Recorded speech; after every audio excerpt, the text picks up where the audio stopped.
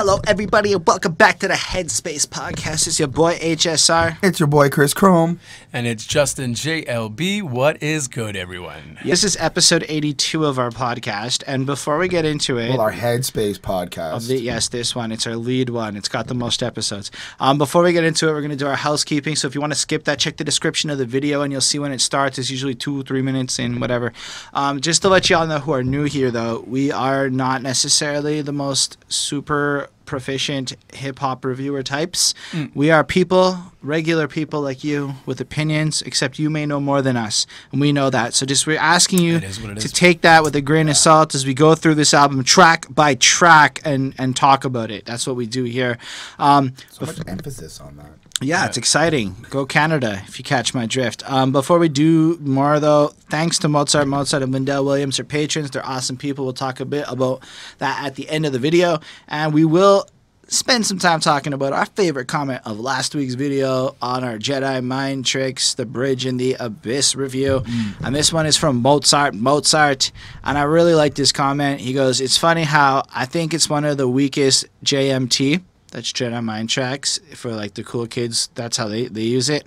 And it's an album, but it's still very good. The negative things in the album, in my opinion, are the hooks, which some of them are not that good. He's absolutely right. Some of the hooks on that album were not that good. And some songs, more from a Heavy Metal Kings albums, like whatever. That's, I think, one of his side projects. I have no opinion there. Okay. Sandra Muerte and You Have One Devil but Five Angels, whatever. Heavy Metal Kings in another Vinny's rap group, which I'm not really a fan of the style. That's cool. Something else he does, he separates shit.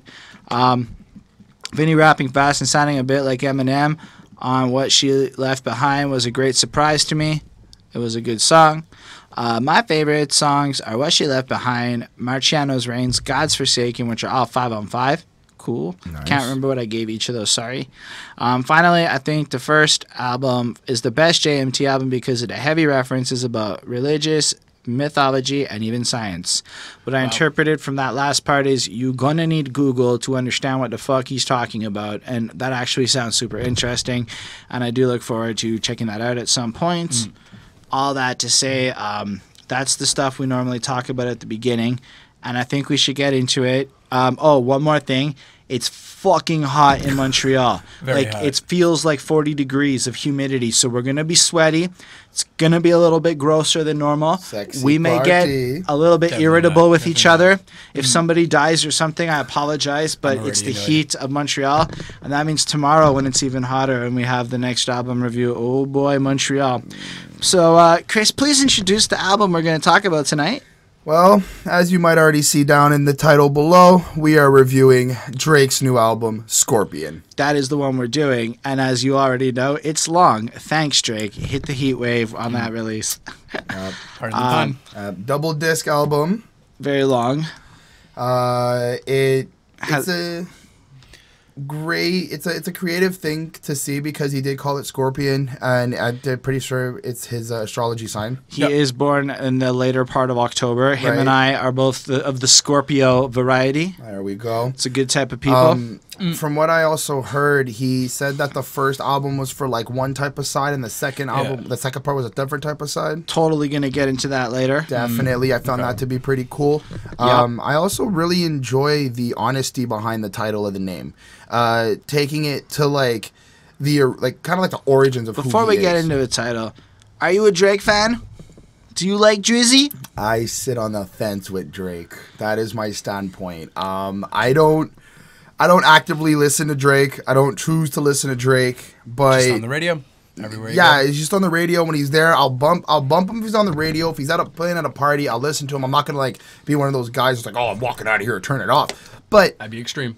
I don't actively listen to Drake, and like, I don't have an actual answer for it. I just don't. To be fair, guys, we did More Life, and this is a huge fucking step up from his attitude last year. We've gone from he fucking hates Drake to now he's indifferent to Drake. On the spectrum of things, he's slowly working towards fandom. I'm indifferent because I'm not going to sit here and shit on him because he's a future fan in training. He is a good artist. He does have shit to say. He is talented. You know, I can acknowledge his greatness and his fandom, but at the same time, you'll be one of them.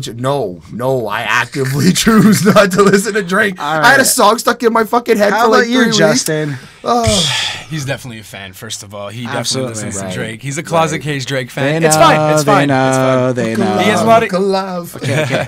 There you go. So how about you? Are you a Drake fan? You know what? I would say I'm definitely a Drake fan. I'm definitely a Drake fan. I really enjoy his music. I know obviously all his hits. I listen to, definitely a Drake fan. And I'm so much of a Drake fan, I'm going to Drake's concert on September 5th. Got floor seats. So I think that would qualify me as a pretty big Drake fan then, yes. I appreciate that. Now, this is, again, just to let y'all know how connected we are to Drake going into this project. For myself, I'm so not sure how I feel about Drake. I used to be like a Drake hater.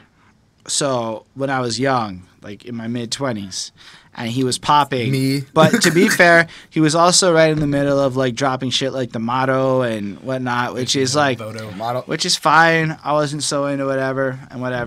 And then I guess I started thinking about Drake differently. I'm Canadian. He's Canadian. Hip hop has a certain degree of, your homeland matters, right? Now, let's be real. Canada is like one city in like rap land as far as anyone else is concerned. Right. Like our whole country is like less than New York as far as like the scales are concerned and shit, right? So all things considered, he's number one in Canada, and one can debate the world if we're talking about pop rap, and that's really good for Canada. And as far as things are concerned, I think that there's a lot of respect and admiration to Mr. 9.5 Years on Billboard or whatever. Like, that is some insane shit. And to see a Canadian own that, that's some pride in my heart. And it took me a long time to get to that place. Then I started thinking about Drake a little bit differently. I have so many great memories of being a little bit faded at really late hours screaming out Drake lyrics because his songs are like amazing at that period of life. Like, you just can't help but love them. And then what ends up happening is the more you listen to Drake, the more it goes into that indifferent place where you just vibe to it. You don't like it. Well, you might love it. I don't. I don't love it in a lot of cases, but I do enjoy listening to these songs. You find yourself being like, best I ever had, best I ever. You just find yourself like really honestly wanting to hear those songs every now and again, his hits.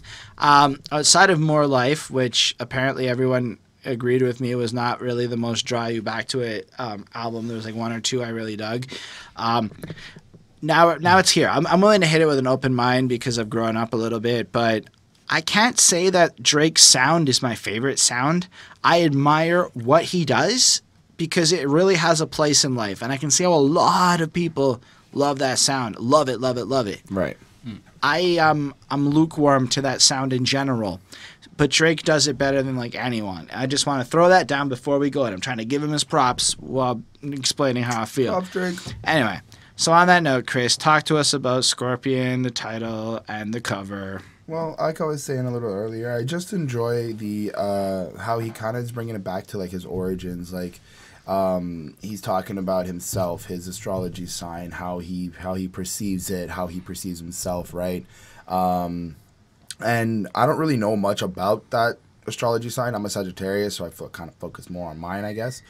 But I do know that they're very, I guess, sensitive, and they're very, emotional. And it's true. From what I've always gathered about Drake, he is an emotional person. He's been open about it, and yeah, that's kind of how I feel about the album. But what I'm really interested in, and I think a lot of people are it's been 3 to 4 weeks since Pusha clapped him, and we're waiting on a response. Okay, and we'll talk about that shit later. But like that's my thing. Like that's why I'm listening to the album. Is like there's a lot of shit that's been going on with Drake right now that I want to know like what's happening. I think what the a story lot is. of people, at least, well, it's more. I mean, that's like a part of it, but like Drake dropping an album's way bigger than my like we'll, my. I mean, like, definitely get to that. We'll get to that because we have there's to. There's a lot, and I have a few theories on that too. But at the end of the day, that's not really. I mean, the only thing you can say about like the title relating to that is the Scorpion's gonna sting you, and there's the loyalty issues, and if somebody comes at you wrong, you're gonna have a little vendetta and come at it super harsh.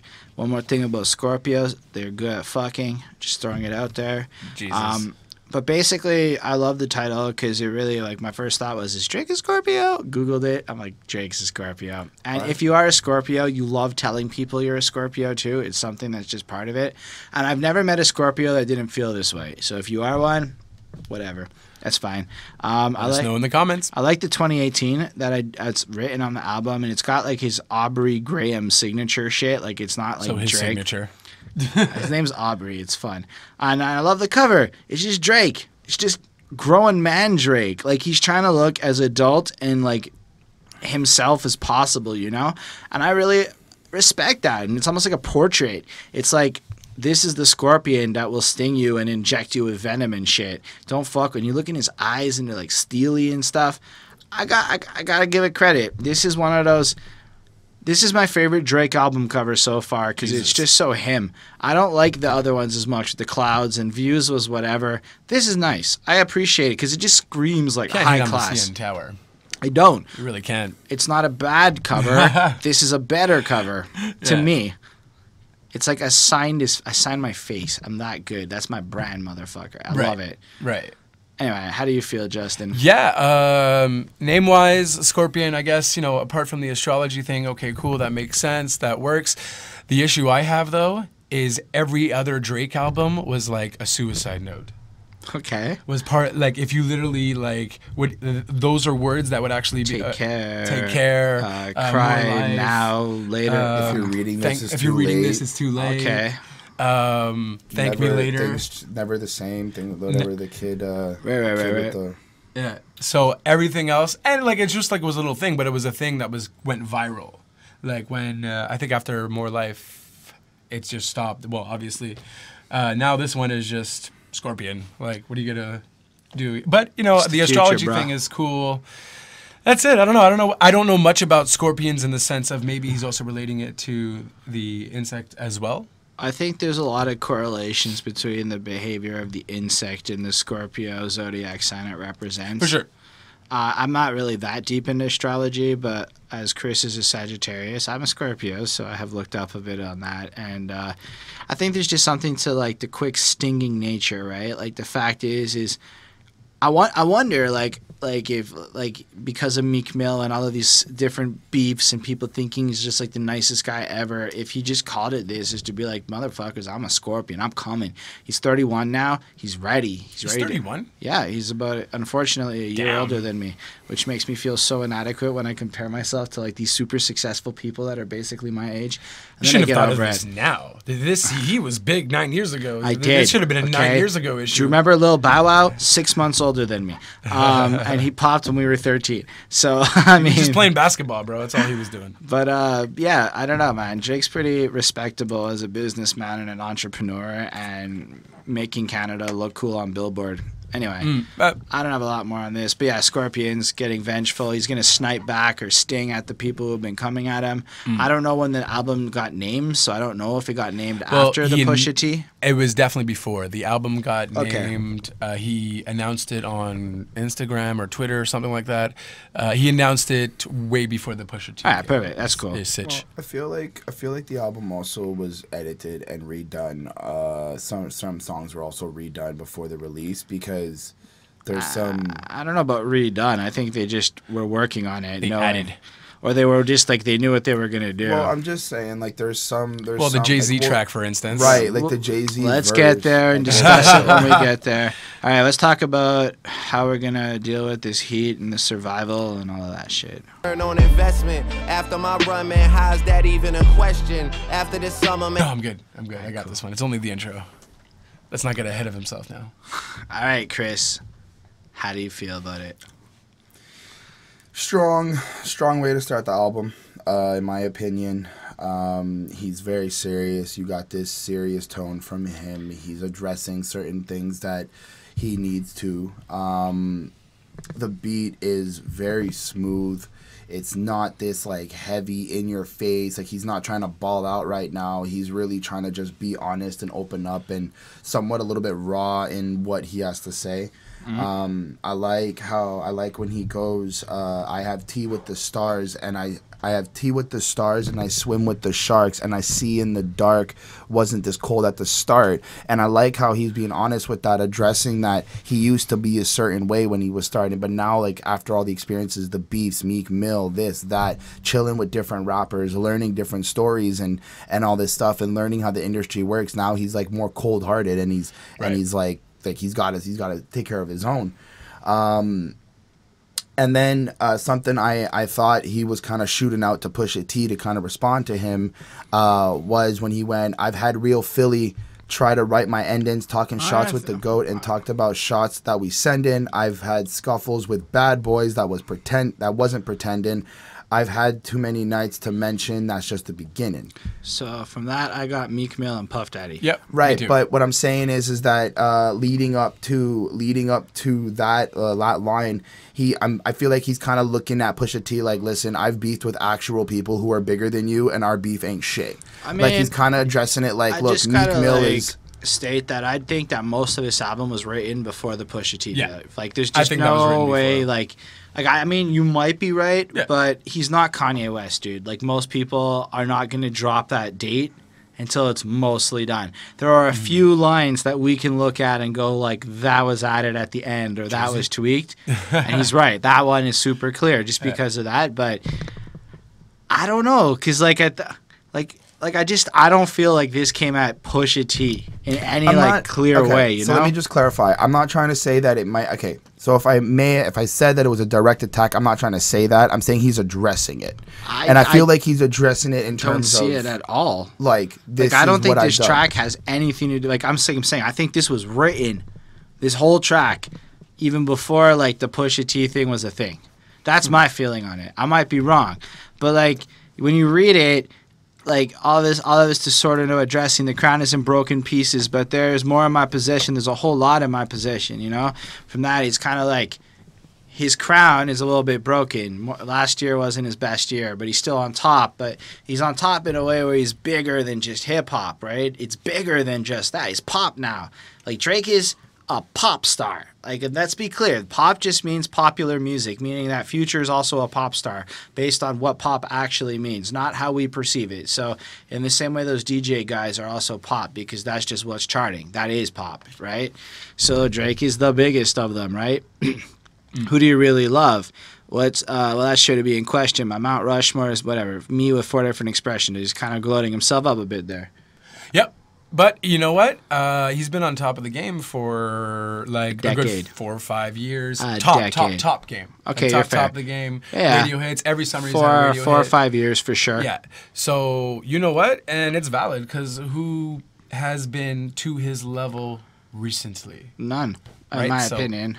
It's cockiness, yes, but he can back it up. So, and then, after my run, man, how is that even a question? Or who's giving out this much return on investment? After the summer, man, how is that even a... Now, maybe, like, I don't know when the Royce album came out, but I think that even then it was still too close to the date with the hot this summer. I can't find a way that this really relates to Pusha, you know? I feel like it's more just about...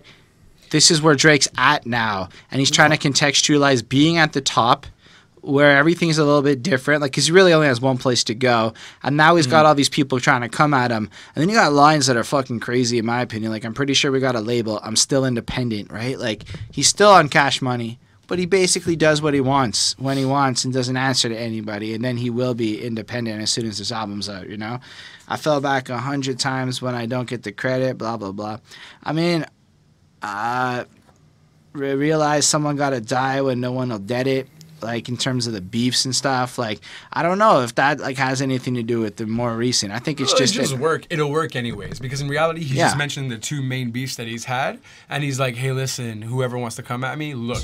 And then so he'll, like- there is that warning, and I guess people will and then contextualize it with Pusha Pusha T. came at him after the fact, and it more like adds proof to the pudding that this song was in a sense dope, because Drake really is dealing with this shit, and we saw, or maybe it's proof that the beef was engineered.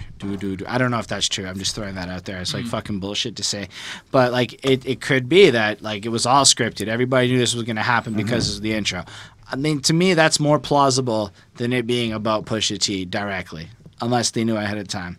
Yeah, I was about to, man. I thought about it. It's unsettling to talk about it. Free all of my... They caught with it. R.I.P. They caught without it. Apparently that's like some reference to one of her friends that got killed and whatnot, and all the people up in jail. I don't know. It's fine. I just don't get the Pusha T part. But you can feel free to keep on going now. We've talked about a bunch of other stuff. No, other than that, that pretty much covers the entire track. I like the flow of it. I like how he's giving us this one more nice key energy part, to dude. try to give us the, like this seriousness from behind it. I landed at a 4 on 5. And then he doesn't want to get too much into it because it's an intro. And I like that little part. He doesn't want to definitely get ahead of himself. But, no, honestly, smooth intro. And honestly, everything that he was doing, he was just foreshadowing to what he was going to say on other tracks. In reality. I didn't even catch that. I didn't even catch that. Good call. So that's what essentially what he was doing. So it was well planned, smooth intro. I have no problem with it. Yeah.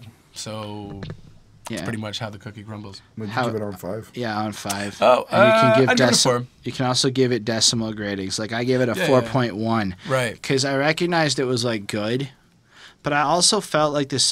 And I care a lot about subject matter that is a little more on the timeless side of things. And somehow I feel like in a few years, I don't know that I'll care about what he's rapping about on this track. Whereas right now, I suppose I actually extra care because of Pusha T and Meek Mill and stuff. And yeah, it's Drake and this now. But at the end of the day, it's really just like, it's really standard stuff, right? Like, I know the story behind a lot of this, so I understand the context of these lines, and it's pretty cool and it's pretty okay, but none of this reinvented the wheel or was groundbreaking. It was that nonchalant Drake flow, like, where he just kind of talks at you, and, like, he doesn't really put a lot of emotion into his voice, and he's one of the few people in the industry that can do that voice and not sound bad. So kudos to Drake on that. It's this one long verse. The beat is kind of what I'd expect from a pop song. And altogether, I found it to be a pleasant and enjoyable introduction where there's a lot more to enjoy than there is to not like, and that's kind of where I stand on that one. Otherwise... Hold on, I should shut up because I'll nonstop keep going and blabbering. And No, but that's pretty much it. It's a great intro, you know, like you mentioned. And yeah, I have no complaints in the sense that, I mean, it's hard to reinvent the intro. You know what I Yeah. mean? Like, I guess 50 Cent did with just a quarter. You know what I mean? On the table. We've seen a few interesting examples of intros along the way. I don't know that I'd even call this an intro as much as I'd say it's basically like a freestyle song that serves the role of an intro. Right. But it does its job well, and I appreciate The it. foreshadowing is there, though. So that's why I just instantly thought of that. I'm like, oh, wow, it's true after I listened to the album for the first time. Fair. And so I thought it was well planned. All right, so the next one is the Nonstop Heat. It's fucking hot, dude. You can see the sweat on Chris's nose personally. I go from 6 to 23 like I'm LeBron, serving up a pack. All right, before Chris talks to us, we like to make Chris go first because it's fun. Sure. I really like how look, I just flipped a switch, flipped comes in, and it's like almost a response to like the last track that he just did because he came at them with a completely different style, right? And he goes, I don't know nobody else that's doing this. I guess going from a conscious flow, which is I guess what we're supposed to get, that full consciousness that Drake does. Right. I can't call it real conscious rap. And then he flips into trap rap over here with this whole extra style. Because I get the feeling you may have liked this one more than some of the other ones. I might be wrong. So how about you tell us, because the whole internet wants to know. I like I mean, look, I like the vibe to the track. I like the energy of the track. I like how, you know, he does the trappy flow. I like the bounce to the track. I don't like his voice on this. I love his ad-lib voice. I find that his voice on this sounds like he's bored or annoyed. Like there's a sense of not wanting to do this song. Quavo, like that guy. No, Quavo has energy in his. You're in right. his You're thing. right. Like, Quavo is really good. Offset. No, even Offset has energy. I feel like I get what Drake was going for with this, but those guys. It wasn't those guys. His voice himself sounds like he's bored and doesn't want to do it. My other thing too is I can't get Look Alive out of my head when I hear that the beat itself to this track sounds exactly like the beat to Look Alive that he did with the Block Boys, the Block D Boys or whatever. In fact, this beat comes from apparently some Mac Dre song that he samples, which is why I really like the line. She said, "I'm Bay, I hit that thizzle dance, Mac Dre shit," because it's like a shout out to the guy. Right. And Mac Dre's from the Bay, Right. making that like a double entendre of some wit. Nobody said Drake can't write lyrics. Okay, he has some bars. Go on, Chris, please. I like to cut you off, but I know it's bad and they'll get mad. The chorus was okay. It was just okay. There wasn't really any hype for me there. Skirt, skirt. Even that sounded fucking lame as well. Like I've heard it done so much better. Skirt, skirt. Well, you've definitely heard it done better for sure. But But that's the thing. have you heard? so Canadian though. Skirt. I feel like I even do it better on than I don't that. think that's Jesus. true. I I don't think know. Drake has a very... you know what Drake did with it, though? Is he ended up not sounding like everybody else. He ended up having a unique twist on his voice that is his. And that's fine, and I respect him for it. I just don't like it. That's fair, and you are allowed to feel that way, Christopher. But you can't be saying you skirt better than... Than Drake. Listen. Anyway, I like when he went people pulling gimmicks because they scared to rap. Funny how they shook. Got these school pulling back the curtain by myself. Take a look. I like how he addresses that. I like how he's starting to address that people instead are now trolling and like pulling off these other stunts to get views, to get clout, to get recognition instead of actually trying to do like master your craft and master your lyrics and master your rhymes. So that was a cool line for me. But either than that, I was like, all right, this track's a 3.9. I acknowledge his presentation about it. I acknowledge the flow about it. But I understand. Skip. I would like to just interject, if you wanted to throw out a potential Pusha T inspired line, is the I'm a bar spitter, or pulling back the curtain by myself, take a look. Hey, I'm a bar spitter, I'm a hard hitter. Yeah, I'm a light skinned, but I'm still that dark word. And if you really think about the story of OJ and the way that like he contextualized, I took at least from that one that everybody's kind of the same. Jay-Z's story of OJ? Yeah. And then if you look at Story of Abaddon and what beat was used there, Story of OJ, maybe you could make the reference there that this track was modified in some way or inferred in some way to be able to push a T. And that to me is plausible, although I still think it might just be allegations of like how people call him light skinned, so he's not really black, or something more of the logic line of biracial lines or whatever. Right. But I just thought I'd point that out in defense to your theory, just to show you some evidence. Anyway, how do you feel? Yeah, no, I really enjoyed the track. I really liked the beat. It was definitely different from the intro, but it was good. It was a bit hard-hitting. Really enjoyed the beat. And you know what, though? He's just basically letting everyone know that this is who I am, and I'm not caring what everybody's saying about me. Okay, he's saying, oh, because he's light-skinned, so he's soft, or he sings, so he's not a real rapper, or whatever have you. So he's just kind of saying, like, at the end of the day, I'm still just going to do me, and I'm not going to do anything. So he's just...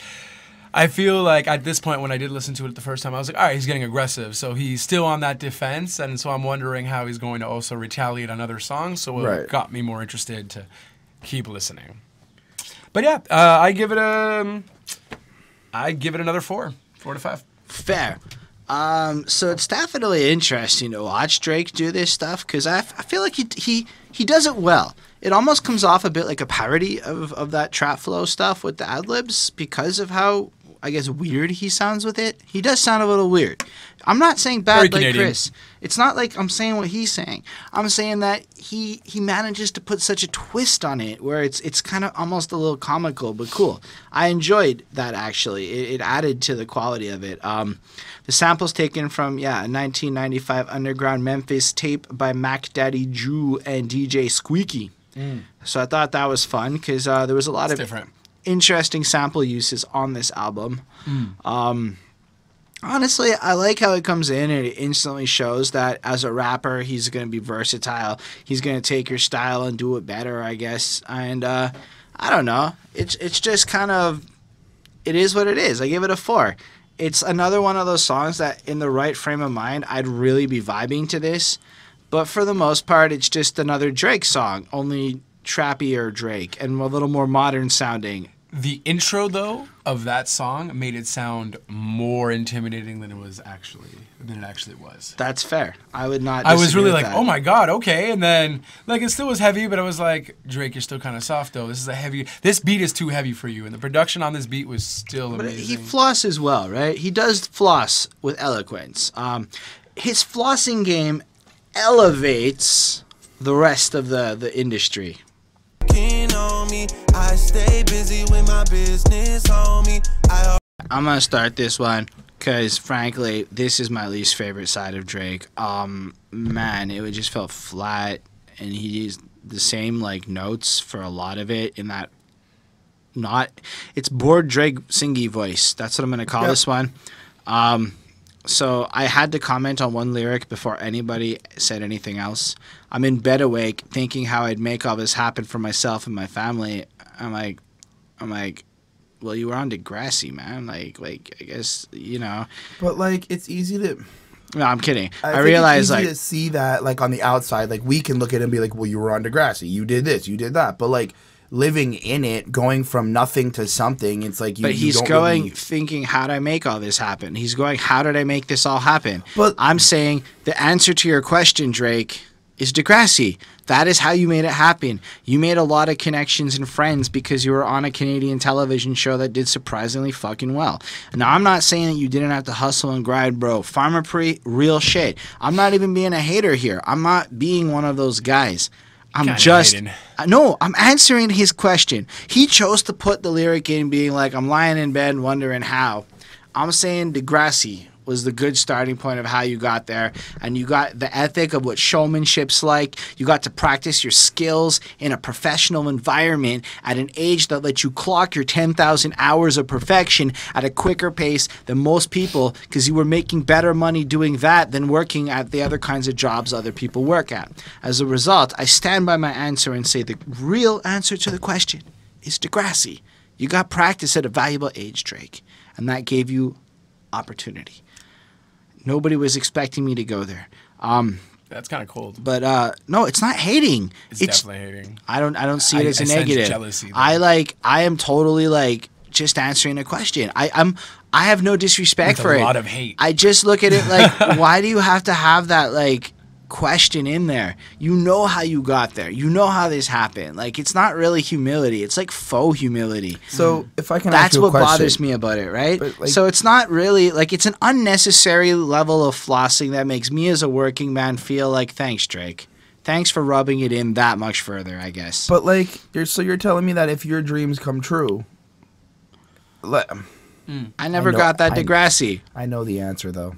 But what was your question? Because I all right, so I want to put context before I ask my question because it has to do with the song. And I kind of understand where he's coming from, where, like, yeah, I guess it's simple to acknowledge, like, it's Degrassi. You auditioned, you did this, you did that. Like, you got your blessing, you got your opportunity. And I can respect that, and I can understand that. But I think that living that life and seeing how quick shit blew up and how quick he got OVO and how quick he did this and now he's with Lil Wayne and now he's signed and this and that. And Well, he was with Lil Wayne before everything else. Which Right. is all true. It's But I'm like- going to say, if we want to go back in time, the starting point of that journey is one word: Degrassi. Yes, I'm not denying That's all that. I wanted to say. Like, I'm not denying that, but it's still, I still feel like he's got this type of disconnect. character- How many other characters on Degrassi probably wanted to be rappers but didn't make it? How many other characters on Degrassi rapped? You never know. Just No, because maybe they no, rap I mean on the literally, show. Actually. Aubrey on the show rapped. Oh, Drake did he? rapped on the Clearly, show. I never watched Yeah. Degrassi. Yeah. So all I'm trying to say is he literally got an opportunity to floss his skills to a national But audience. so what? He got connections. How did he That make it was though? How did he make it even by- from Degrassi? capitalizing on the opportunities created through that environment. Yes, he has the business mind and the shrewdness. All I'm trying to say is, Drake, you know how you got there. You don't need to have that But you faux know what humility. though? But how did he get to Degrassi though? Like how did he get that push? I'm just gonna play devil's advocate and just I feel like I understand Drake on this track. I gave it a 3.5 on 5. I'm a good. I don't really done. like the sound of this one. I'm just saying it. Just let him Still get out not bad. of it. That's Let him not get out of the bad. combo I first. mean, it's not poorly made. It's just so not my sound of Drake that like I'm not into it. Even the rappy bit at the end is like fine. It's fine. It's whatever. Drake's winning. He's elevated. He's the fucking best. He's the best I've ever had, I guess. Jesus, really? Yeah. So Elevate. You know what though? I see it as the next video after I'm Upset. Okay. You know why? Because the chorus is catchy, whether you like it or not. Yeah, He's I a don't. whiny little bitch on the track. Okay, but little bit. when he's singing, he sounds very whiny. It's very annoying. A little bit. I'm definitely not going to be playing it in a car or anything like that. But I do see it as the next video after I'm Upset, because I feel like that chorus is going to be on radio. A little bit, maybe. You're right. But I give the track 3.6. It's just look, man. Find me like super noteworthy, awesome lyrics in this song that are like revolutionary or good. It's all vibe. No, it's all to chorus. me. It's all radio. That's why I think it's just all radio. It's in reality, it's all Go ahead. chorus. No, Chris, tell me more about how you. No, and I'm not being patronizing here. I'm really not. I know I might come off like I'm being a dick here. I'm not trying to be. It's more like I'm curious as to why you appreciate his point of view, because it is important to have So that. the only thing that I think I can say is I feel like I'm going through it. I feel like it's one of these Chris Chrome relatable moments is what I could say.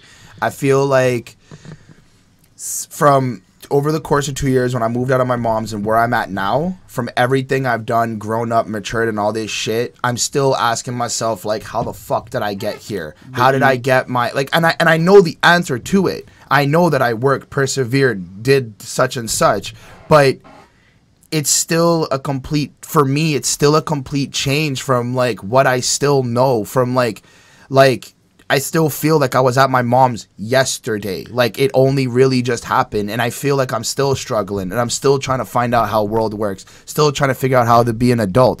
And as much as, you know, you can eat, like, I feel like we can easily say, like, well, you had Degrassi, you had this thing, you auditioned, you got the floss, nah. Yeah, those are all true statements, Again, but I all still I'm feel like saying he has is- the right to feel confused, and he has the right to to But I ask think it's himself and- bullshit. I don't think Drake's confused at all, because he's basically spent the rest of the album talking about how he knows exactly where he's at, right? So I'm saying the rest of the song is actually fine. It was just that one little lyric I didn't like, because I don't believe him. Whiny though. His Right, singing he's was right. very whiny. And so Oh my I'm not God. like saying that. Like, no. Look, dude got the opportunity. He was wise, and he says later on the album, and we'll talk about it. And I even admire this about him. It's not even shitting on that. All I'm saying is that lyric to me was a little bit like, come on, dude, that's just like faux modesty so you can look cool. Like, I don't really like when people do that in general, so I wanted to call him out on that. Everybody knows the answer is Degrassi, and then everything else that followed that. So we could say Degrassi followed by Young Money. Happy? Now you have the full answer. Degrassi and Young Money. So it's 3 or 4 words in total. Anyway, Chris, it's fine. But how do you feel about the song? I like the song. I gave it a 4.5. I actually really Yeah. enjoyed it. I thought the beat was great. I thought his singing on this was great. I do understand. Like, I do agree he sounds a little whiny, but just again, I think it's more because I relate to this, like to what I understand from the song. I relate to it a lot, and there's that connection. Like, I feel like he's confused even though he knows. To be fair, though, I think that in reality, the song's context actually relates to everybody. Right. Because everyone's going through shit in life and so on and so forth. And, you know, and then when you do get to a status of, oh, damn, like, how did I get here? You know what I mean? Everyone has that. It's true. So, but, I mean, of course you can relate it. I'm sure I could relate it to back when, you know, I was going through more stuff and so on. Deep. But like, just another thing. I know, I but also look at one can do songs that differently, though. Like, I also take into consideration how I feel about the track. If it makes me feel a certain way, if like there's times where like I get it. I go to like different places, and that also like impacts my grade because it's actually like it took me somewhere. It's It just has that- something. Which I just feel like Drake was flossing that he's elevated to a higher plane of life, and he's just. I Kind didn't of, get that. I got that he was was flossing, but then in the chorus he's questioning all of it, and that's what I liked about it. It's part of it. It's like, yeah, I'm out here sense too, right? flossing, balling, switching chains, gang signs, nah. Definitely But then no it's gang like signs. you got that Where one on moment earth where did you you're get like, gang signs. I'm on just this like song? flexing and being wild out and just Tory being Lane is extreme. now? Your Tory I- Lane is again, now? I'm all where did Tory. you get Fucking Littles. No, because he's more like At 4 a.m. I flex. have real success. You know, is more what he's saying. My concept is, yes, he's flossing and balling, but I like the fact how he's flossing and balling on the And verses. he was and humanistic then- about it. Yeah, humanistic Yeah, about again, I think the being- humanistic part that you're relating to me is cheap marketing. I look at it like Drake's Okay, being a little okay. bit fake here to make you sympathize so that you play his record. Right. Because I'm like I said, I know Drake knows the answer to these questions, and he does not lie in bed at night in this strange wondering of how he got here. He lies in He bed might at night. sometimes. He lies in bed at night and goes, "What?" Because if he's booked for 3 fucking years, as we'll find out, he has 3 years of no free time. That is not what Drake's wondering about. He's planning. You know, he's being a boss like the rest of the album. So it's that faux humility of like kind of like. I don't know. I don't personally feel it was genuine. I felt it was disingenuous. You can feel the way that you do. I might be wrong. Please don't hate me in the comments. Or hit him, you know. Whatever. Do we all give He'll learn grades from on this one? 4.5. And you gave it a grade? Damn, I feel like I gave it 3.7. a I give it a 3.5. Let's go on. Let's be emotionless. Seeing how magic works. The people I looked up to are going from bad to worse. The actions I All right, Justin, how do you feel about Emotionless?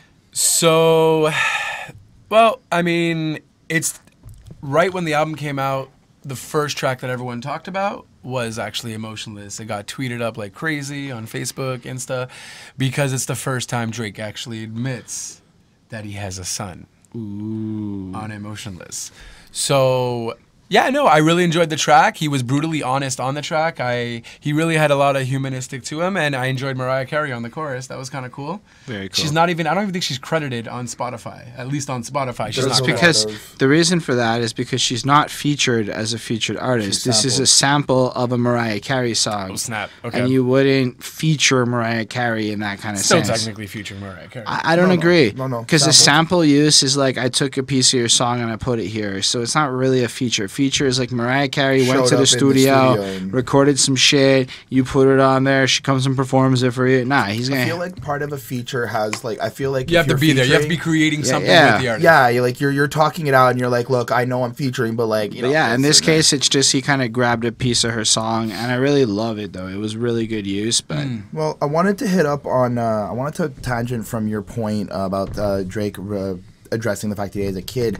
The line that I took from that was, I wasn't hiding my kid from the world. I was hiding the world from my kid. Man, from I hate that empty line. souls I who love just it. wake up and look to debate until you're staring at your seed you can't even no, relate. I get where exactly where he's Now, coming from. hold on. I want to know why you didn't like that line first, because I first felt like that. I felt like I didn't like that line either. It's one of the worst lines. Okay, it might sound good, and I get everyone saying, "Oh yeah, it sounds dope. It sounds dope." But in Right. reality, when you look at it, it's a stupid line. Why? So what was the line again? Just give me like the line. I like, wasn't hiding my kid from the world, so So I wasn't hiding my kid I from was the hiding world. the I world was from my hiding the kid. world from my kid. Same shit, bro. You weren't saying anything, Right. Because I don't you didn't agree. want it to be out there, and But you're a there- very private guy. You're a very private Right. guy. You don't do many interviews, and you know what? I get that, but don't use that line because you're not hiding the world. You're not hiding the kid from the world because people are assholes. Which, yes, you definitely are doing that. Well, no. wouldn't agree with that because like the rest of the verse contextualizes the line. So if you take the line out of context and just spit it like that and try to assume his personality, I agree with your but keep assessment. going. Like, how does it? Because it's the preface of that Well, actually. look, it goes like it's because from empty souls who just wake wake up and look to debate until you're staring at your seat. You can't Great even line. relate. No, that's great No, line. I don't mind that's line. the following line. I'm talking about Right. the lines before it. Like, because they've been staring at somebody else's version of whatever. He's talking about people on Instagram. That makes another city far more exciting than it was. I know a girl's one goal was to visit Rome, and she finally got to Rome, and all she did was post Love that picture line. for Yeah. people from a home. But it's context, right? Because all that Right. mattered was impressing everybody she's known. So he's creating the toxic environment of social media and the impact that it has on people on this song. And he's done it a whole bunch on this track, for sure. right? No, and I love that, but it And honestly then has nothing to do with that It does, shitty though. line. It absolutely does. Because following that is, I know another girl crying out for help, but her last caption is Right. "Leave me alone." Right. Following that, I know a girl happily married till she puts down her phone. Right? So everything's fake. Many of online. those people out there, And yeah. then I know a girl that saves pictures from places she's flown to post later and make it look like she's still on wanted the to go. go. Yeah. Look at the way we live. I wasn't hiding the kid from my world. I was hiding the world from my kid. So in context to that, he's stating that if you look at this online community and the way we take our lives and we put up these false whatevers about how we exist and we kind of misrepresent ourselves and stuff, I don't want to bring my kid into that environment of you people doing all of this. And in fact, many celebrities have taken that attitude or that approach. It's actually pretty like standard for responsible celebrities. I mean, M did the same thing. So a lot of people have like done this shit, right? So I took that as like a super genuine lyric in context of what he's previously just explained, putting his feelings forth on the subject matter, you know? Pure bias. Me or Pure you. I don't think I'm Pure biased. bias. You know why? You know why he was hiding the world from his kid, or his kid was hiding whatever that line is, okay? He's biased because Drake is a ladies' man. Drake is a one-lady man. He'll fucking I don't bring know a anything girl about on that. stage. See, I would have to know about Drake to be but biased you know, in that yeah, way. but you hear about it. He's a ladies' No, man. He I'm- likes a lady. I He talks about it on honestly, his this tracks. type of shit, I don't know. I don't care. Okay, but it's there anyway. I'm saying So to anyone be who actually biased, knows Drake- like that's not what I'm saying. It's because I actually agree with him, and I feel that kind of privacy. No, but then if that comes out that he has a kid and and he's not even with this girl, I think that'll help him get twice as much. No, it's not. That's exactly why. Have you sorry. ever? That's exactly why Pusha Hold on. T. Have you ever seen how girls treat the single father? Oh, stop it! That's not even the same thing. That's the exactly fact is, what happens A lot next, of women though. buy Drake's albums like the fact that Drake is a single, sexy guy. like and he's if very you, I think genuine. that and look, the he story builds that of character, that Abaddon's persona is impact there. was like Added zero. on. Whatever, it was zero. Like Adidas. people at the end of the day don't give a shit about this. Great diss record though. It was, but at the end of the Amazing diss day, record. I don't have that bias because I don't really think about that stuff. I think about it more from the point of view. I really don't. You can ask Chris. Am I that type of person at all? No, not at all. I'm Every a really moment. strange, geeky, analytical type, right? Right. So when I come at this situation, I look at it like Drake has complained about paparazzi in the past, and he has those kinds of fear and paranoia issues of being around people, right? And here, if he really feels this way, and he really has spent all the, and I'm basing this on a premise that the lyrics of this song are how Drake actually feels, right? So I'm not basing this on anything else than I listened to the song, and this is the argument Drake put forth before that lyric. And I said, all those things considered, if I was a parent and I was a celebrity, I'd make the same choice. That was my thought process on it. So you're right. In that regard, I'm biased because I think I would do the same thing Drake did, all things considered. Now, it had nothing to do with pussy. It had everything to do with paranoia about public perception. It's marketing. Right? It's marketing. That's what that is. It doesn't have anything to do with that. It has something to But do with I marketing. think that this is one of the more honest songs Drake has on here. So, I mean, Oh yeah, but he has to be now. He has to defend it. So whether he wrote all of that before the Pusha thing happened, I just he like, has to defend it now. I really think that this song, most or of honestly, these songs, everything's marketing. Pusha T came out with that thing because it but was like, pure marketing. I don't think that Drake's album here is a giant marketing gimmick. I think Drake's No, trying. no, I'm saying the leading up to Drake's album is the marketing gimmick. Yeah. The Pusha T, Yeah, all of that's fair. But I don't think this track had anything to do with that. I think that Drake was going to talk about his son one way or another on this project. You want to hear my theory on that, actually? I really would. So, okay. So, we know Pusha T released it first about Drake's son, right? So, that's messed up. That's But, crazy. like, so, a no one month knew ago, about that. No one... just to be clear, a month ago. Okay, whatever. A month ago. No one knew about that. We didn't know about that. Did you ever hear about that before, Pusha T? People had apparently since there was a rumor. Since 2017, this has been a thing on the internet for anyone who's cared. So there's a rumor, exactly. There was a rumor, but it was kind of just shied away. No one necessarily cared anymore. And then because it was just shied away. Pusha T put the rumor on blast. Right. So he put the rumor on blast, and he actually confirmed it, and so on and so forth. So what does this do? This essentially creates great marketing. You know why? Because it all leads up back to Kanye. Kanye released Pusha T's album with the whole 7-day thing. He went crazy on that, right? So he released that, and then Pusha T came out with a Drake diss record on the last track. So that's going to definitely get buzz because Drake's on it and whatever. So that's, I don't know if it really did all that great for the album sales, but definitely for that song, it did amazing. Sure. So then Ye's album comes out afterwards, right? But basically, Story of Abaddon comes out like 3 days later, and then by the time Ye's album's out, the beef squashed. It was so quick, but it was so quick. The fact that Pusha T put out his diss record. Point to this is it's so illogical.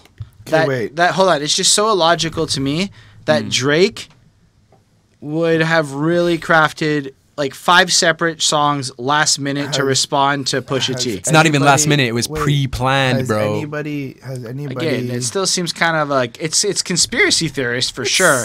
But like, and I'm not saying it's impossible, but I'm saying it's super highly unlikely. They're neighbors. Drake and Kanye are neighbors. So I mean, how many times has he chilled at each other's pool? Year in pool? fucking Montana. Like he spent like the last like Wyoming? 8. Yeah, he spent like 8 Montana? or 9 months. Really? I meant whatever. I'm pretty sure Hannah wasn't there, bro. Whatever. It was definitely Wyoming. But like he was out there on his own for like 9 months. Drake was busy wherever the fuck he was making this album. This out like 8. They have phones, bro. I mean, they have phones. What do you mean? Oh, he wasn't next to him. My general thoughts on all this is there are beefs for marketing gimmicks, and I think that it's usually. I think Pusha T totally did this song to gain buzz and piggyback off of Drake. I don't think that Drake made all these songs about his fucking kid to respond to Pusha T. But here is this. Here is why that happened. Okay, so I'm thinking what happened here. Someone from Drake's camp released that info. I'm thinking that's Kanye West. Kanye West knew because obviously Drake and Kanye were pretty good friends at one point. And this also explains why Rihanna and Drake are no longer together. I think we're not even going there. I'm just saying. That's just too convoluted. I'm just saying. No, but they're not even friends on Instagram. She probably found out. Listen, the conversation of it's a big conspiracy theory. It's a whole other. It's a whole other topic. I'm just saying it's all linked together. I just got to say that like Drake announced this album 3-4 months back. It had to have been close to completion at the point where he's announcing it. He technically announced the name, but early last year. But the date has been there since for months, 3 months, 4 months. Right. There's no way that a guy of his caliber is announcing an album that is so far this many 3 Kanye albums and Drake's album came out in the same month. Again, most of that was pre-done. Yikes had anyway. Yikes apparently got featured by had Drake work on it as a co-writer back from like March, and that shit came out 3 months later. What I'm trying to say is that I just find it highly suspect that so much of this album would be so linked to such a lame marketing effort involving his fucking kid. Like at the end of the day, Drake's not gonna just do that shit. No, you know what? Most people, Drake apparently was gonna announce it. He was gonna announce it, and Pusha T actually messed that up. He was gonna announce it at which some is Adidas why thing. Pusha T taking shots like an old school hip hopper from the old days, it's pre-planned. Going at the big guy is a marketing move that makes sense. Drake using his fucking kid as a marketing move. I'm sorry, dude. Like, I'm not saying Drake used it as a marketing move. It's exactly what it would have had to have been, because that's what the subject matter was. So Drake would have had to have agreed. Now, the idea of someone from Drake's camp... No. I'm not saying Drake knew about the kid thing. Which I'm just saying means all the lyrics... I'm just saying Kanye said it, and Drake already kind of maybe thought... Because I'm sure when they were all beefing... these lines about his kid, like, he knew he was going to announce having a kid before the album came out, because he had all these lines about his kid on it, and he had to announce that. Yeah, but I feel like there was no, like, the first time he mentions his kid was on Emotionless, and I feel like even how he mentioned it with that cheesy line. Yeah, but why would you first announce it with that cheesy line? The way he announced it made it sound like as you just said, he was planning on announcing it. Well, yeah, but that's what I'm saying. That further proves that point. So the part where he was planning on announcing he had a kid because he was going to rap about his kid a lot, that makes sense. That all makes sense. The part where Pusha T got some word that this was going to happen and spoiled it as a marketing gimmick, unrelated, that's standard. So none of this is like a conspiracy to me. That just sounds Kanye, like that's blasted the more. info. He probably told Kanye about it and told Wiz. Yeah, and that is to me possible. But to go as far as to be like Drake would use his kid like that, I can't even say that. To me, that's just so implausible. It's his fucking kid. Like he's a Jew. At the end of the day, that's just never gonna happen. You know. Like I'm sorry. I mean, his father kind of like his father's. It's a different thing. Drake is really, from what I learned on this album, Drake feels really strongly about being a parent. Like it's just super, you know. Well, yeah, he relates it to both his parents, right? And they're, you know. So like to me, I think it was super genuine. He didn't want you to know he had a kid, probably because he didn't understand how to deal with it himself at that time, and that's part of what this album was. The rest of your shit, super interesting, and I don't actually. I think that may be how Story of Abaddon, I don't give a shit, came to be. Anyway, that's where that Adidas check comes in. So many bars. I think this song was fucking good though, man. Like the Mariah Carey, the hook was fucking amazing. The beat was particularly solid. Lyrically, he kind of asked some interesting questions, like you know, like missing out on my years. These times when I was back when I used to wish I was here. Like that is a lot more believable to me than Drake wondering how he got there. Him speculating back on when he was there. I'm with him. I'm feeling you. Because the words matter, dude. That's how I feel. Grammar's important. Scrolling through life, fishing to praise opinions from total strangers. Take me out the... So this insecurity, this is the Drake, you know? And then I'm trying to see who's on the other end of the shade, the comments. And most of the time it's someone that's underaged. That's probably just alone and afraid and lashing out at someone else can feel their pain. That is the comment section. All the adults seem to put these well thought out constructive criticisms and all the kids seem to say fuck a lot. So all I had to say, whatever. We've talked a lot about this. One last line. Why let the story run if it's false? You know a wise man once said nothing at all. Saw the Prince. Best lyric on the fucking like album, you know, like in my opinion, because that's some true shit right there. I give this a 4.5 on 5. This is the first song on the album that I really was like, I like this. I want to listen to this again, and I was not expecting to get many of those on this project. This was the first of a few, for real.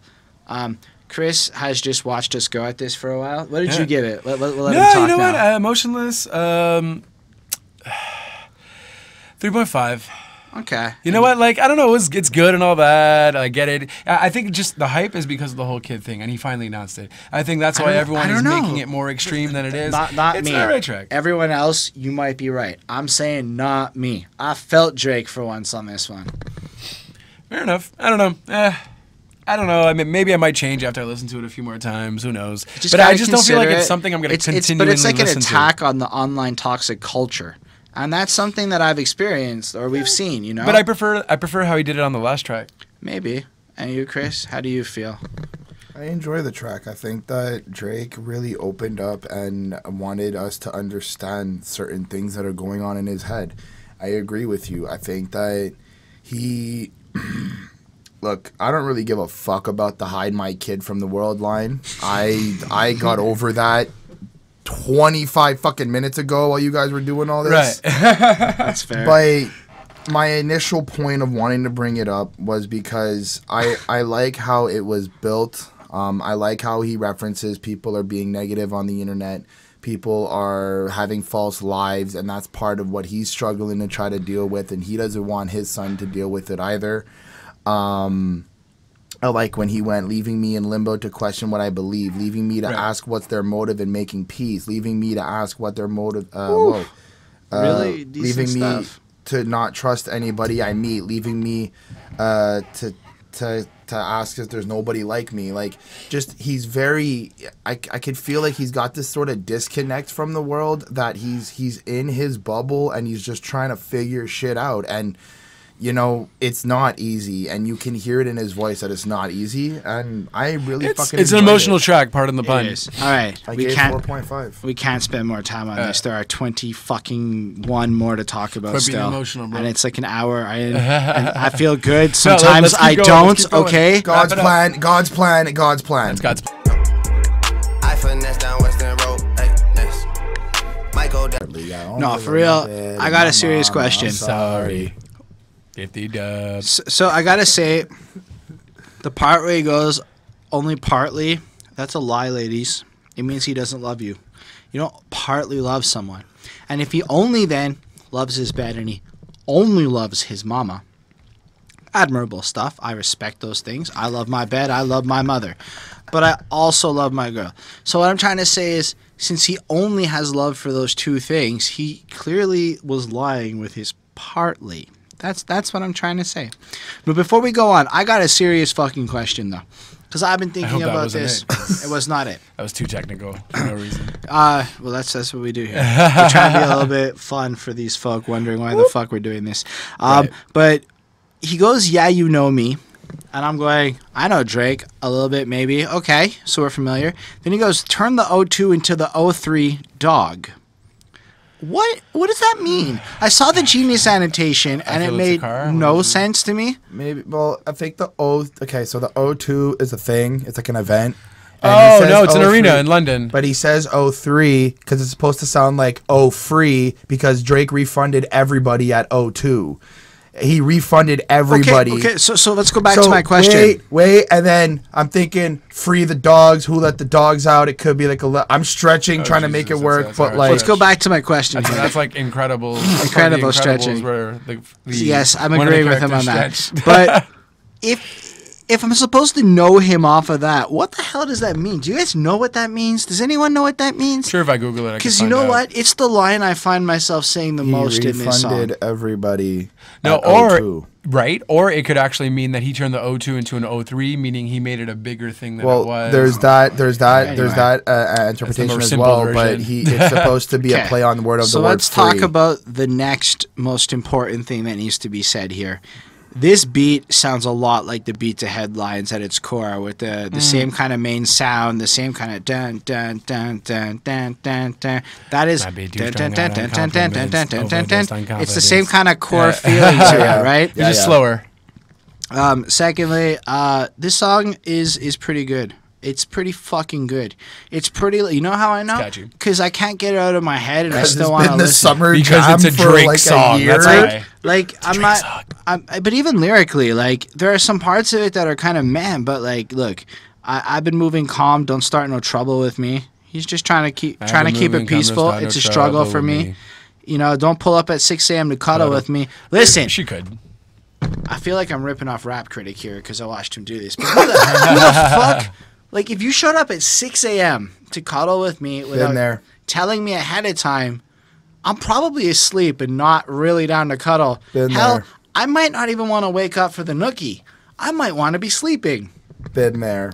I get you, Drake. That was some real shit you spit. But he doesn't really need it, man. He gets laid anytime he wants. But the point is don't show up at his fucking door assuming that because you're hot shit, he's just gonna want you and stuff. Because he doesn't want a booty call. But I mean, if you take it, if you think of it in like, if you think of it in the sense of, people still treat him that way, Justin. And that's where he's emotional. Well, either way. All I'm saying is, I love the lyric because it's so fucking blunt. You tell me how I like it, you loving on me. I don't want to die for them to miss me. I'm like, damn, that's pretty like fucking real right there. I hope I got some brothers that will outlive me though, and I think everyone generally does, because you know you don't want to be.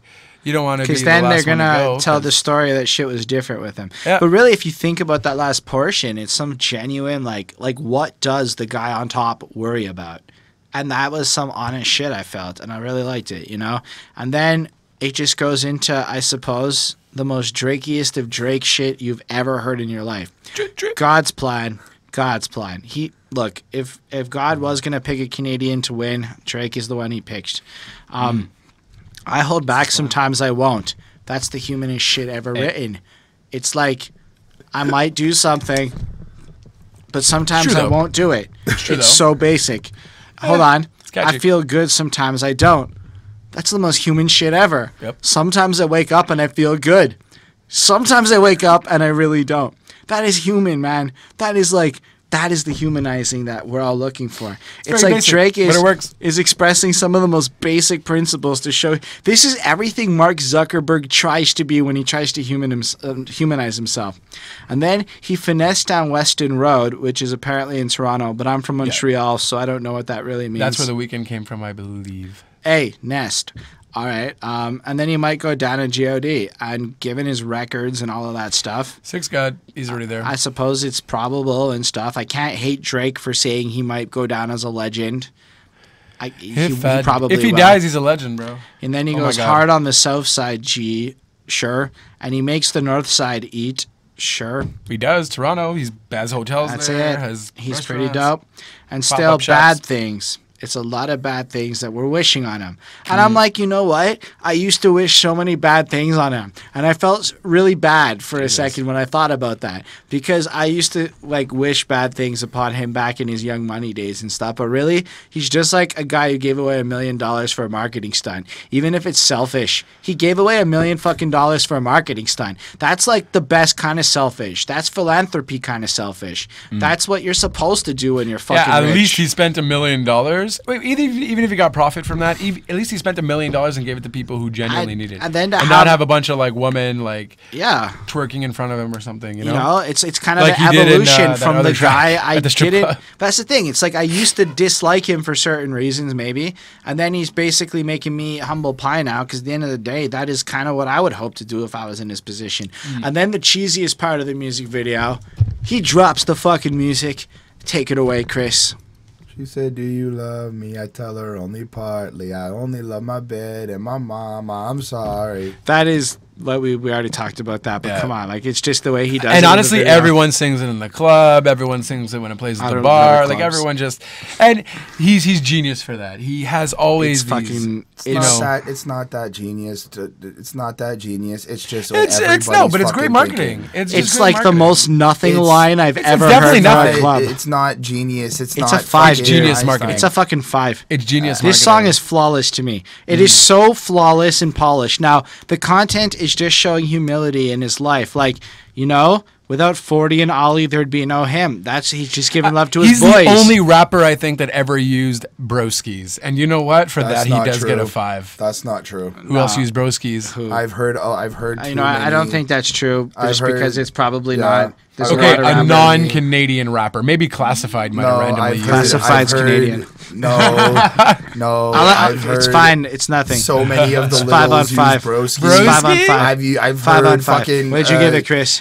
We're definitely gonna 4.5. Google it. What? 4.5? 4.5. Yeah, What'd you give it? I've heard the fucking give it a 5 too, some right? of the UK I give it no. a bro. Some of the UK artists We got they it. all say 4.8. broski, like 4.8. Why only at 0.8? Because nothing's perfect. I don't know, man. This song is pretty fucking flawless to me. Like, when I give it 5 on 5, I mean, this is the kind of song where every time you put it on, it's What do you gonna give work. too good? What? What do you give the song too good? I don't know what song that Too is. good. Drake and Rihanna. I don't know. I'm it. too good to you. I don't know I'm that way song. too good to you. Like, you really Damn. don't understand how little I know this guy. Like, I know some of the hits because I recognize Headlines is a mega hit because it's Right. so perfectly written. What about Started from the Bottom? It's well composed nonsense. This is well composed nonsense that's just deep enough to actually say something while also including faux deep enough to be like pop friendly. I really respect the artistry and the balance between business and art on this song. It gets so well rounded. It is an undeniable, mathematically brilliant hit. Wow. I don't know. Like, it's not, but it's not his best hit.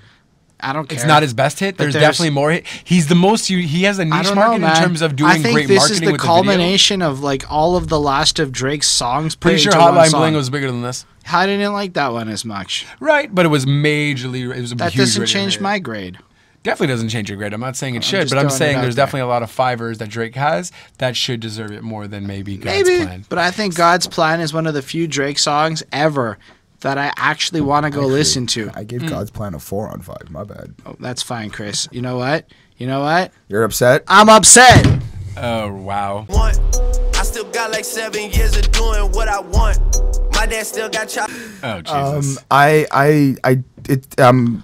I'm on the fence with this one because I don't really care for what he's saying. Me neither. He's basically just ranting on and raving about a lot of shit that upsets him, and you know, I understand, I guess. Mostly So- like women right? trying to get stuff from him. But I really just like the flow and the beat to this. It's just so bouncy and so jumpy. Yeah. But that's really all I have to say about it. I gave it a 4.5, but I gave it a 4.5 because of the sound, the production, the mixing, and everything is good about it. I just really don't care about what he's saying. I want to throw something in here now. You know how you know Drake remembers Degrassi and knows it started there? Because did you see the fucking music video to this with the Degrassi people showing that was up cool, and though. stuff? He's paying homage. So, sure you so were when I watching said that earlier, I knew this was coming in this moment. Anyway, how do you feel about this one? You know what? I honestly thought you were gonna go with the whole "I'm upset" thing when he asked you how you felt about it. I was just gonna do it, but I'm like, no, that's too cliche. That's too cheesy. Don't be upset, guys. See, I added that one there. Okay, but honestly, decent track. I think it might be the worst single that he has out of the 3 that he has now. I agree. I'm sure Drake's upset about that. Yep, I'm a cheesy like that. Okay, but no, seriously, like, good track. I really like it. Honestly, the 50-50 with NoHo is in my head constantly all the time. Again, another genius marketing with that. Even my mom says it, and it's so fucking hilarious. That's probably funny. It's just like, I should put it on YouTube, and That I'm sure she'd is go viral, what but then my Drake mom would be does. upset. So I don't want Drake and my mom to be upset. But I definitely give this song, I give it a 4. All right, I'm giving it a 4. Here's my thoughts on this one. The flow is meh, right? Like, it's okay. Like, again, what I like is that Drake is taking the time on each of these songs to actually try to, like, showcase some different stuff. Right. So on that note, that's like a bonus point. It's like, I'm not trying to, like, shit on him. It's just that I listen to when I listen to this song, like, I've heard the whole album 3 times, and it's only been out for, like, a day. So I haven't had enough time to maybe sit on this. And I know this song's been out forever, but Right. the first time I heard it, and nothing made me want to go back to it. It wasn't like the other singles. Right. And, You know why? It just came out, so you probably already used it. no, but like what I'm saying is, like, even when this single dropped back when it was, I heard it the first time, didn't care much for the song. You know what happened? Once I heard Pusha T's diss, and when he mentioned it, that you're upset, huh? Just imagine when he said something about you being Right. upset, and just imagine if you respond or whatever. But like, After Pusha T said that, I actually haven't listened to "I'm Upset." even more than that, to it me, was such a great. it's just diss like record. none of these lyrics do anything for me. I still got like 7 years of doing what I want. My dad still got child support from 1991. Like, Apparently his dad I don't know can't if he's come in. making fun of his dad for that. Like, I think he's just trying to say, I learned from my dad. He can't have this situation. He didn't want to have it happen. I think he's just Then trying what's to... the 7-year lingo then? What's that like? Because his I want 7 age, years he to has do what like I that want. much more time left of being young and whatever. You But know? now you have a kid, so you got to grow up. But he found out over the course of writing this album, obviously as a kid, or it's maybe just a contrasting opinion to it. What I've come to see is you're allowed to have just different shades that you're putting on. So this is maybe 50 just Shades of Drake. kinda, but either way, Jesus. I don't like a lot of this. Why you keep shooting if you know that dead? Like, literally, you did it one time. You made back to back, and I get it. You won the Meek Mill. Like, I guess what he's trying to do. It's just it didn't come off right with me. There wasn't a lot of interesting lines to me. The flow wasn't that good to me. You know what though? He was also referencing Kanye though. Maybe it still wasn't that interesting to me. At the end of the day, I gave this a 4 on 5 because it is well made. The beat's nice, but not for what. It's just nice. It's okay. I don't really know. Like, I don't want to hear it again. I'm okay with that. Anyway, let's just talk about 8 You're out of upset. 10. 8 out of 10 is a different song. That's the next. In my city because I said so. Just a 50th state, man. I had to cop a feel. Before getting into this song, it really needs to be said that he samples that Lil' Kim True from that like track she did from that album we did with her. Hardcore. Yes, that song "Crush on You" is the name of the track. That True. So again, really good use of sampling because that True is fucking iconic to me. Yep. When you hear that True, once you've heard it, you know who it is every Yep. time, and it's a really good like. And in that track, she goes True to like validate the lyrics of what Lil Cease is saying on that time. Right. So his use of that, in my opinion, is an effective way of kind of giving some nods to some hip hop legendary going Yep. on, For Yep. sure. and I always really respect and admire that. Also, like his 2 producer guys, Noah 40, and Yeah. whatever have you, they're also big hip hop heads. That's cool. So they like legit. Like I remember, I don't know which one it was, doing an interview. And mentioning basically like he likes all the hardcore hip hop, and Drake has mentioned he was a fan of it too. So he's paying homage. He also did it with "Say Nice for What" as well, right? So So yeah, I don't know. Lyrically, it's basically kind of like everyone else's. Like the shit was at an 8. That's the standard of where it is. They come in with their flows. They make it a 10. You know. I like the lines. Drizzy about to drop. The game is in disarray. I tell her you hear me out, but we both know at the end of the day, your sister is press and play. Your trainer is press and play. Your wifey, your wifey, your wifey, your wifey. True. Run away.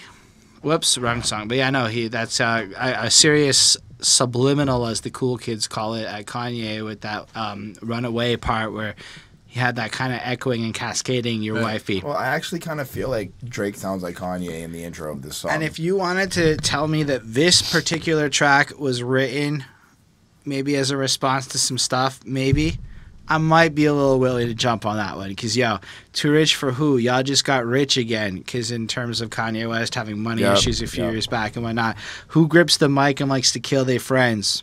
Well, yeah, he's clearly talking about because on Kanye's album, Kanye mentioned something about money. Like, I don't need to talk to you. I got more money than you. Right, Kanye's also made a 15, 25-minute rant on a concert about Jay-Z and all his other friends, too. For sure, but now they're bros. And I've never been I've never been the type to make amends if shit was at an 8, make it a 10, blah, blah, blah. I really kind of dig the overall sentiment of the track. It's pretty well done. The only dead beats or whatever beats I've been rapping to. True. And you know what? That's a cool line. It's not like a great line. It's not like a Wu-Tang styled line. But like it's pretty good. And when Drake comes in and kills beats a lot, so I can't say it's untrue. You know, and the product is still the best, though. It's only good in my city because I said so. Just to Cocky fit much? the estate, man, I had to cop a feel like Presto. Cop a feel, but he's actually saying field. And like, because he bought fucking a giant house and shit. And I'm like, you're right. He is flossing. He is doing that thing he does, but it's cool now. And I like the part where he's like, as luck would have it, I've settled into my role as the good guy. Had to go and hit reset. Now are you there? I've been on top of 3 sets for 3 years. He's fucking right. He has owned 9 years of this game. No, and so he's being cocky, but he's also like one backing of it the up. few I think that's allowed to at this point, and it's legit. I gave this a 4 on 5. It's a braggadocious Drake flossing song that takes some good subliminals at Kanye and is at it. Like if this came on, I wouldn't turn it off, but I also wouldn't like plus this or go out of my way to like listen to it. Right. It's definitely a track to. I feel like it's a track to ride to. Okay. You're just whatever in the highway, whatever. It's a decent track. It's not a track I'd necessarily put on my like top 10 Drake songs or something like that. I do love his flow on it though. His flow is very different. He's definitely switching up with various different flows, and it's cool. And I like to see it happen. I just feel like I maybe wanted more because I feel like this song was a bit too short, if I'm not mistaken, unless I'm thinking of one of the many other ones. No, this one's 3:16. It's a decent. It's an okay. No, there's definitely another one where he goes hard on his rapping, right, and then it just randomly cuts off. And but no, yeah, I give this one a 4. 4 out of 10. And you, Panda Earring Boy? Independent. He has a panda 4 earring out of on. 5, by the way. That's It's 9 out of 10. 40% is a lower grade than 80%. What did I say? 4 out of 10. Oh, damn it. Because it's 8 out of 10, and that's the 8 out of grade 10. that we gave the song. Oh, Get Jesus, it? for all kinds of cheesy. Yep. I gave it a 4 on 5. I think it was a good song. It was produced well. It was nice to listen to. I like the little Drake Jim knew what we were sample. gonna rate it. He's like, But 8 on 10.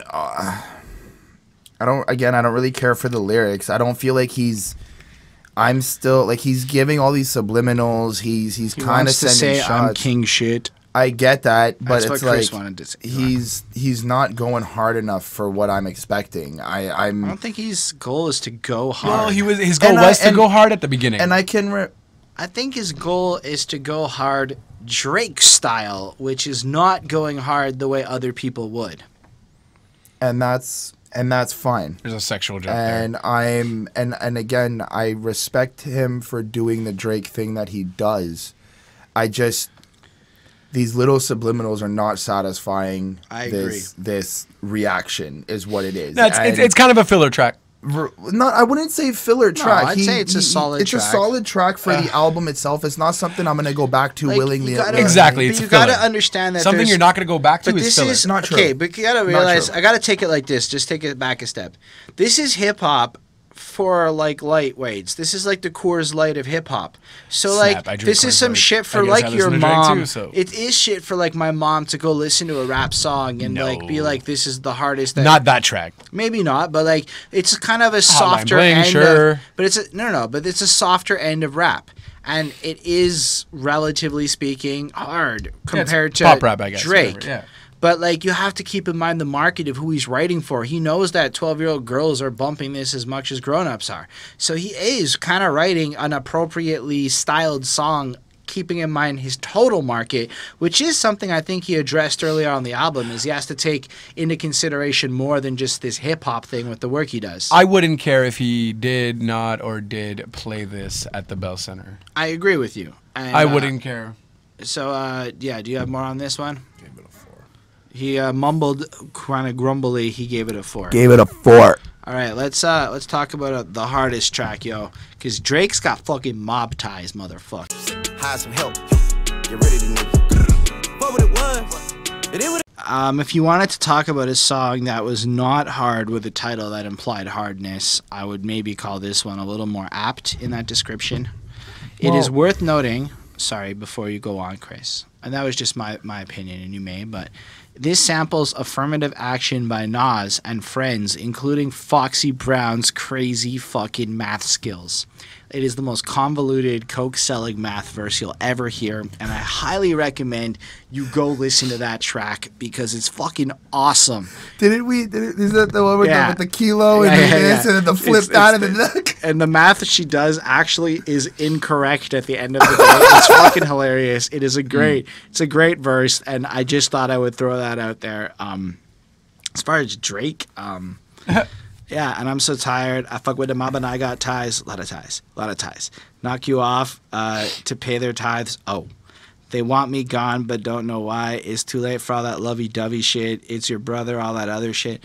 Yeah, Drake's on top. He's lost patience with the rap industry and the folk that maybe were pretending to be his brothers. And even bigger than the good music camp, he's maybe dealt with some people along the way that have taken advantage and other negative shit. Quentin Miller. Oh, I don't know anything about that, to be honest. So, like, Oh, you've seen that? see, You saw I that? haven't. I don't really follow Drake's drama much. I have to watch that. But at the end of the day, what I'm trying to go with is this is fine. I do like when he goes, yes, I be with Future, but I like to reminisce. I do not forget a thing. I'm patient. It's a gift. That was really cool because it showed some wisdom. A little He also mentions Future a lot. No, but But there's which two Future are you Futures. thinking of? It's not So Future this the is- rapper. thi- This is Future his producer. Oh, this I he thought has was a- Future the No, rapper. this is Producer not. named It's Future? Future the producer. Which is a guy who like manages his His- art or is like something or is in charge of OVO or he has like a key he's position. a member he's of the one that OVO, did but the it's, bird, it's, right? It's not Yeah. just, it's He not branded just the bird, Future. okay. It's Future something something, and So, like- but he But- calls him Future. But then there's It's also confusing. yeah, I agree with that. Look, I get it as a 3.5 on 5. It kind of sounds like one of those filler songs on the Migos album. Another filler. Yep. That's a good way. 'Cause I feel like this should have been on like- Culture 3 or whatever. The you hell know, but that's kind of what it felt like. I was Ooh. I don't know. Well, I have to Culture- watch them at but the it Bell felt like Center. one I'm of, not like- excited. It kind of felt like one of the middle songs, and just like when you're in the middle of this lull of Migos, and you're like, I got a bit of I got a bit of But are they actually on the track? No. No, but it could have been. That's my point. Yeah. I give this a 3.5 on 5. This is moving towards the more boring range of stuff I don't care that much about. This song didn't really feel like it had it. And you got to keep in mind, Drake chose to release this double disc stuff, right? And I'm not just calling it filler because I feel like this was a throwaway. I feel like this was him trying to mob out and vibey. It sounds like the worst version of track 2. Right? Like he was Yeah. trying to do that cool thing. And he Yeah. pulled it off on track 2 in a way where he always had style. Here, I don't know. It just didn't do it for me. Well, in my opinion, this sounds like a Playboy Cardi when he goes, sick of these, look at these. When he does that flow, it sounds like an intro to a Playboy Cardi song that I've heard. One of like the 3 hits the 3 main hits I've been shown by Playboy Cardi. I feel like Drake is also trying to like show us his diversity, but at the same time almost kind of like mimic or copy some of the new age artists Right, who are like coming you did in with new flows. Extension. Yeah. I can't even say his I name. mean, don't get me wrong. I understand. Like, if the new age kids are making flows that are just more hype, and you want to be relevant, you kind of have to eventually kind of copy their flow. But how much flows can you make? We just saw like Drake like have a bunch of flows. Listen, in the there's a last tracks. 6ix9ine out there. Okay. I mean, here's the thing. I don't mind mean if it's Drake's good. going to be doing flows like that. No, I care I'm about the just- fact that the song's kind of boring, or if the song. and I'm getting to that. I'm just saying that was my first thing with this is that I'm already like you said this. It sounds like a worse version of the second song on the album. Already for me, the second song sounded like fucking Look Alive, just a Right. dumbed down version. This sounds like Playboi Carti's song that I've heard. So I'm already just kind of like. It feels like this is actually a filler track. It's a forgettable Alright, track. so Too. what'd This you give one, it? I gave it a 3.5. And what'd you give it? 3. Let's not waste time, man. These motherfuckers can't take a joke. Laugh with the bros about the ops that we know, but they can't take a joke, cause it's not one. All right, we have Fun Drake back. It kind of feels like fun, airy, flossy Drake. I wouldn't say so much fun. But now I wanted to throw out there that That's a fun according movie. to Albanian rapper LNL, Drake bit his flow. And I listened to that song, and it's very similar. But then I thought about it. With the amount of countries and the people and the rappers, there's got to be well over 1 million rappers in the world. Who sound the same? No, I mean literally, there must be well over maybe even 10 million rappers just on Earth. Yeah. That means that even if we all just wrote songs having never heard of each other, there's a probability that somebody will have your exact flow just by chance, right? Sounds like you're about to jack someone's flow or something. No, I'm not. I'm saying that, like, as much as it might be Trying to make that an Drake, excuse. like, No hurt- excuses. but I feel like people are always making these Drake flow comparison But I videos. feel like it's not just Drake. I want to just tangent that. I feel like it's No, a yeah. lot of people. Like, It's a lot oh, of people. so and so bit this flow, And so I'm and so like, bit this flow, and At it's the like, end of the okay, day, like, there's like fucking only so many flows that even exist, and there's probably 8-figure rappers on the planet. well, there's also like you know, a handful of producers that Yeah, people are exactly. working with who no, make but, the but similar my type of point beats. is even bigger than that. It's just random chance exists, man. There is of literal course. documented evidence of people coming to the same conclusion. Like, there's these two science YouTubers that were, one guy released the video, and then the next day the guy released a video saying, shit, I don't understand how this happened. This guy just dropped a video on the exact same topic that I independently researched, and they were both scheduled to release it like within a day of each other. Shit just happens. If these two guys made the same video just because they got curious at the same time, That's like, it's the but same you know kind what? of thing. I agree you know? with that because how many top 10 lists are there on fucking You YouTube know? right now? And when Like, you it's really not go biting back, someone's the flow. Migos flow is really the Lord Infamous flow. And then the Lord Infamous flow is actually taken from some guys in the 80s. And when you really dig deeper, anyway, that's all neither here nor there. I just wanted to bring attention to that because I thought it would be a cool thing to talk about because this song is so fucking like, I don't know. So I'd be trying to laugh with the bros about the ops that we know, but they can't take a joke because it's not one. So the premise of the song is he tries to like make fun of some people, etc., and point out some stuff, but he realizes it's not really funny because the reality is that those people are that kind of way, and he really is in this type of place. I did want to really draw attention to the line. I grew up with the Reps Up boys, be crashing in and splashing in, and etc. And I thought that was cool because Reps Up is a label I've heard of. Iblast or now Blicky is a guy I've met. He used to hang out at a bar across the street from where I used to live. Like one of his music videos, you can see like the backyard of my old building. Nice. And so like, you know, hearing that, it's really close to homes. I know a lot of people I've met over the years are affiliated with them. It's a real thing. And I know people who know Aubrey from the Aubrey days through this affiliation. And it was kind of like, cool to see that and to know that he's not lying. From what I've heard, that's actually a factually true statement. So I thought that was a really cool thing. And for that, There's no reason to lie. but the fact that he like brought something where it's like Reps Up, it's like something that like is local, it's home, you know? Yeah. Like that's really fucking cool that he did that on this album, and I wanted to just give him the props. He kind of points out he's a little bit more real than you. He's still in the studio at 6:45. He put in the work. Haters are actually going to their jobs, so he's grinding and making this happen for himself while other people go to their day jobs, blah, blah, blah. It's blessed. You can just wake up anytime you want. Anyway, Go in the stew. And 3.75 on 5. It's a decent track. It's better than the last one, but I wouldn't say it's good either. It's that airy kind of semi-filler. semi-filler is a great way to put it. It's enjoyable if you like this sound, but if you're like me and it's kind of something it's not your favorite, I don't know. I already forgot about it. What'd you give it? 3. And you, Christopher? I give it a 4. I liked it. Jesus. I felt That's this fair. again. I felt He's allowed this to sort feel of different. Yeah, for sure. disconnect from I'm just Drake. upset. I understand that, like, you know, Drake feels like he can't make a joke with his friends. They're on two different levels, on two different paths. But something he says in the beginning first, and I also like the way he said this, goes, Uber X to Hidden Hills, give me something I can feel. If they come to Hidden Hills, then I know they know the deal. We just right there up the road. You could hit it with a stone. I'd be out here on my own. And it's like, I'm taking Hidden Hills as like a secret hideout place. No, it's literally where his house is. I understand that. But it's literally a place. I understand that. The way that I'm interpreting it All right. is... I just wanted to know that you knew that. No, I do know that. The way I interpret it was like Hidden Hills is supposed to be like this hidden place, and if you're going to Hidden Hills, then you know what Drake's feeling. You kind of know you're in the same bubble, and you can kind of relate. Because you're fucking loaded. Right. I mean, and you can go to a gated community and just get in. Your name's big enough to be on the list. So he just thinks it's more metaphorical. I know he does, and I think that's what Drake was going for. You know, I'm the one drinking Gatorade. Were you the one that took the Haterade this morning? A little bit, sometimes. Jeez. Look, it's fucking hot. I did warn y'all at the beginning as this went on. For us, at least, this is at the hour and 45-minute mark. Plus, we had an hour in the room before we started. Okay, boom. So we done with that. So 3. So yeah, we talked about that. Chris, do you have more on this? I'm so sorry. We'll be cool. I'll be cooler soon. Yeah. I gave it a 4. It's a decent track, though. I'm not So going to lie. What is it, 334? No, I gave it a 3.75, man. I thought it was pretty close to good. I appreciated parts of this song. I just felt that the general sound was a little flat for my likings. That's okay. I can't take a joke either, Drake. Ask Chris. Can I take a joke? No, I can't take a joke. Chris knows it's true. I mean, I'd argue that. Maybe. I would defend you on certain things. Sandra's Rose is the next track on this Which album. is the last track? Not even. One of those. My mother had a flower shop, but I was Sandra's Rose. All right, Chris.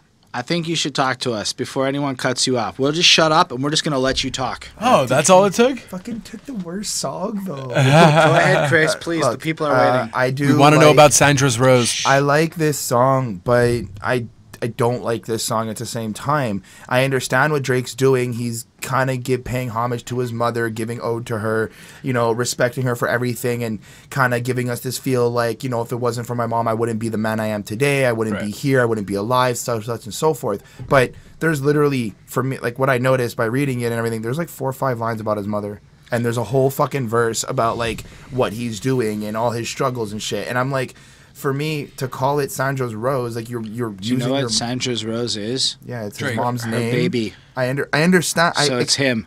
I get all of that, but it's He's just like he's just being vain. I understand, but I've had enough of just you. Like I thought when I saw Sandra Rose, I was like, oh, about a song about his mother. So you were hoping for that. But that's like yes, I'll admit I was hoping for at least and your nice expectations ode. were not met. Yes, Because if you think about it in the context of he is a precious rose, and it's his mother's, and then it's a whole song about how he's the fucking greatest and shit, you know, stuff like. I mean, he hung out with Nipsey, man. Had me all in Nipsey's hood. Hung out with Nipsey's and go link sister. up with Sammy. My man. Type of hood where bandanas make a family. Head on a swivel. I could shoot, but I could never dribble. Life too short. I got it before they blow the whistle. My uncle trying to change my energy with stones and crystals, but it's going to take more than that for me to control my issues. I wasn't made for no casket or no prison cell. Every title doing numbers like I'm Miss Adele. Dude, I annotated that line on Genius. The prison cell line and shit. Oh, did you? I did. You had maybe reviewed it before I got there. But, like, at the end of the day, I thought that was so interesting because so often the stereotypes is of a very particular life for a rapper, and it ends with jail or a prison cell and this and that. And it's the same kind of thing over. And Drake's kind of, like, going up and stating the complete opposite. He's saying, I recognize that my life is not destined for that path. In fact, I'm doing everything I can to avoid that. I wouldn't survive that. He's almost saying, I'm so soft, I wouldn't live that life and survive. So he's owning that. Instead, he drops hits that really do Adele numbers. So I'm sitting there going, I respect the fact that he's trying to almost put out in his own way that there are other end goals and ambitions to aim for here. Like to just be the best pop star in a sense. And I thought that was super nifty. Like he wants to make his own, like his own lane. And he did that. And people want to... I also liked when he's like, people want to hang, but I'm too busy doing dirty work. Sure, Drake. Hit him back and say, we'll link up on the 33rd. That's pretty funny. When I say that, they be cursing me. It ain't dirty words. That. And then I love this because I grew up with Christianity and Judaism in my life. So Church of Pentecost, Holy Spirit Synagogue. I don't know who's protecting me, but we hit it off. And that's pretty true, man. That's a really good line. All I have to say, I like that the lyrics on this one a little more, but the softer R&B-ish kind of sounds and whatever. Should have been on the next album. Like a little bit more. I believe one of the lines on this one predicts that the next album is going to be a little bit darker, a little sadder. Spoiler alert, the next half is tragic. Thanks. That really wants me to listen to it now. 3.5 on 5. What does he say on that line? He really does. He really has that in the second verse. He goes, like, spoiler alert. Can you quote it, if you don't mind? I don't know that I Spoiler alert, the second half is tragic. Yeah. That's word by word. The second half is tragic. Yeah, that's what he does say on this. Tragic as in bad or tragic as in sad? Yeah, spoiler alert, fucking 2 dots. Next that's half how is it's tragic. But basically what he's implying is that disc 2 is going to be a darker tone than, because this album so far has been very celebratory, very upbeat, very braggadocious, this is happy Drake because he feels good, sometimes he don't. So we've had that he feels He's good. Emotionless. See, that's where we're at now. Still 3.5 on 5 for me. I don't know if I said that before. I gave it a 4. I think that I respect his talent, his message and everything, but I didn't give it it would have been a 5 if it was I would have given this a 5 if it was like, about his mother and there was an actual. So if it was a completely different song. Yeah. Okay. So maybe he wouldn't have liked it. I went 10 songs without saying that. On the last Drake album, I wished every song was different. It's fine, Chris. Okay, what did you give it? 3.5. All right. Do you have more ideas or thoughts? No, not really. I mean, I was just trying to look for that tragic line. I guess that's dope. It's really there. I don't know if it's dope. It's lame foreshadowing 3 songs before the changes.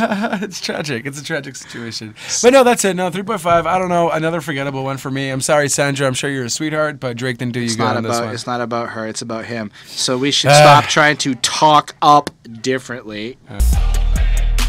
When I heard the shit, I was skipping through that.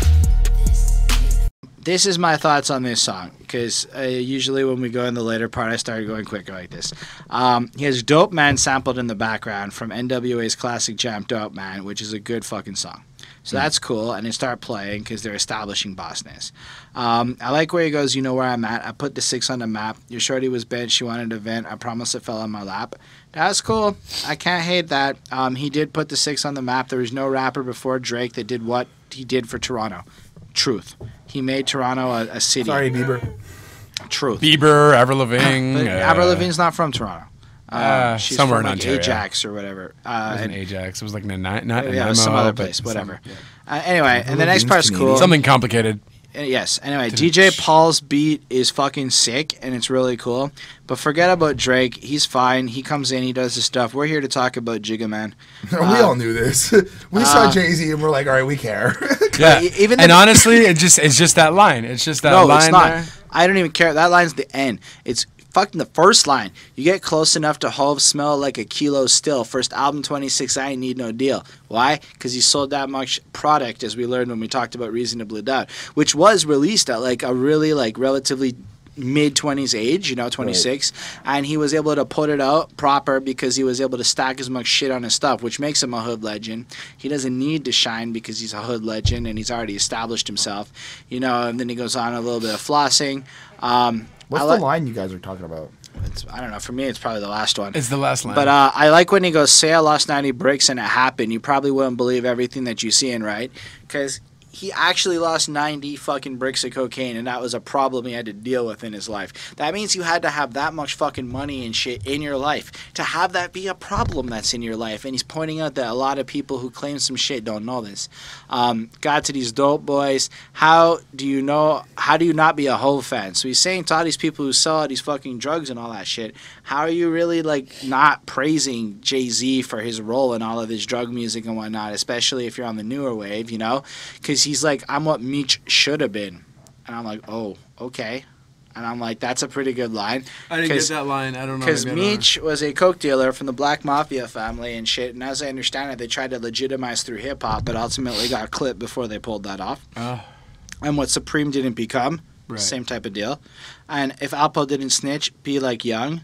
And I'm like, okay. And I looked into that. It's some guy who snitched and whatever. I don't really know the story. And then I got your president tweeting, I won't even meet with him because Trump did, in fact, tweet Jay-Z in regards to some shit. Yeah. And Tell Jay-Z that my policy of something changing is lowering black employment. He didn't even meet with him. He didn't even disregard that. He didn't give a shit. But then here's the line. Y'all killed X and let Zimmerman live. Streets is done. And that's like basically pointing out. Question. Was this written before that, or no, was this obviously it was written after. This was you know what though, and you can tell with the mastering of this that specific line is actually lower. Yes.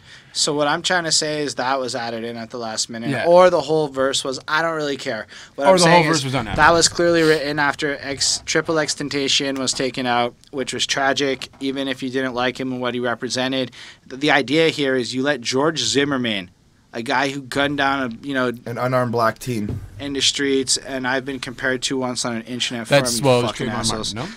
Seriously? Yeah, fucking assholes. Anyway, but in terms of my aesthetic with short hair and stuff, in this current look I have.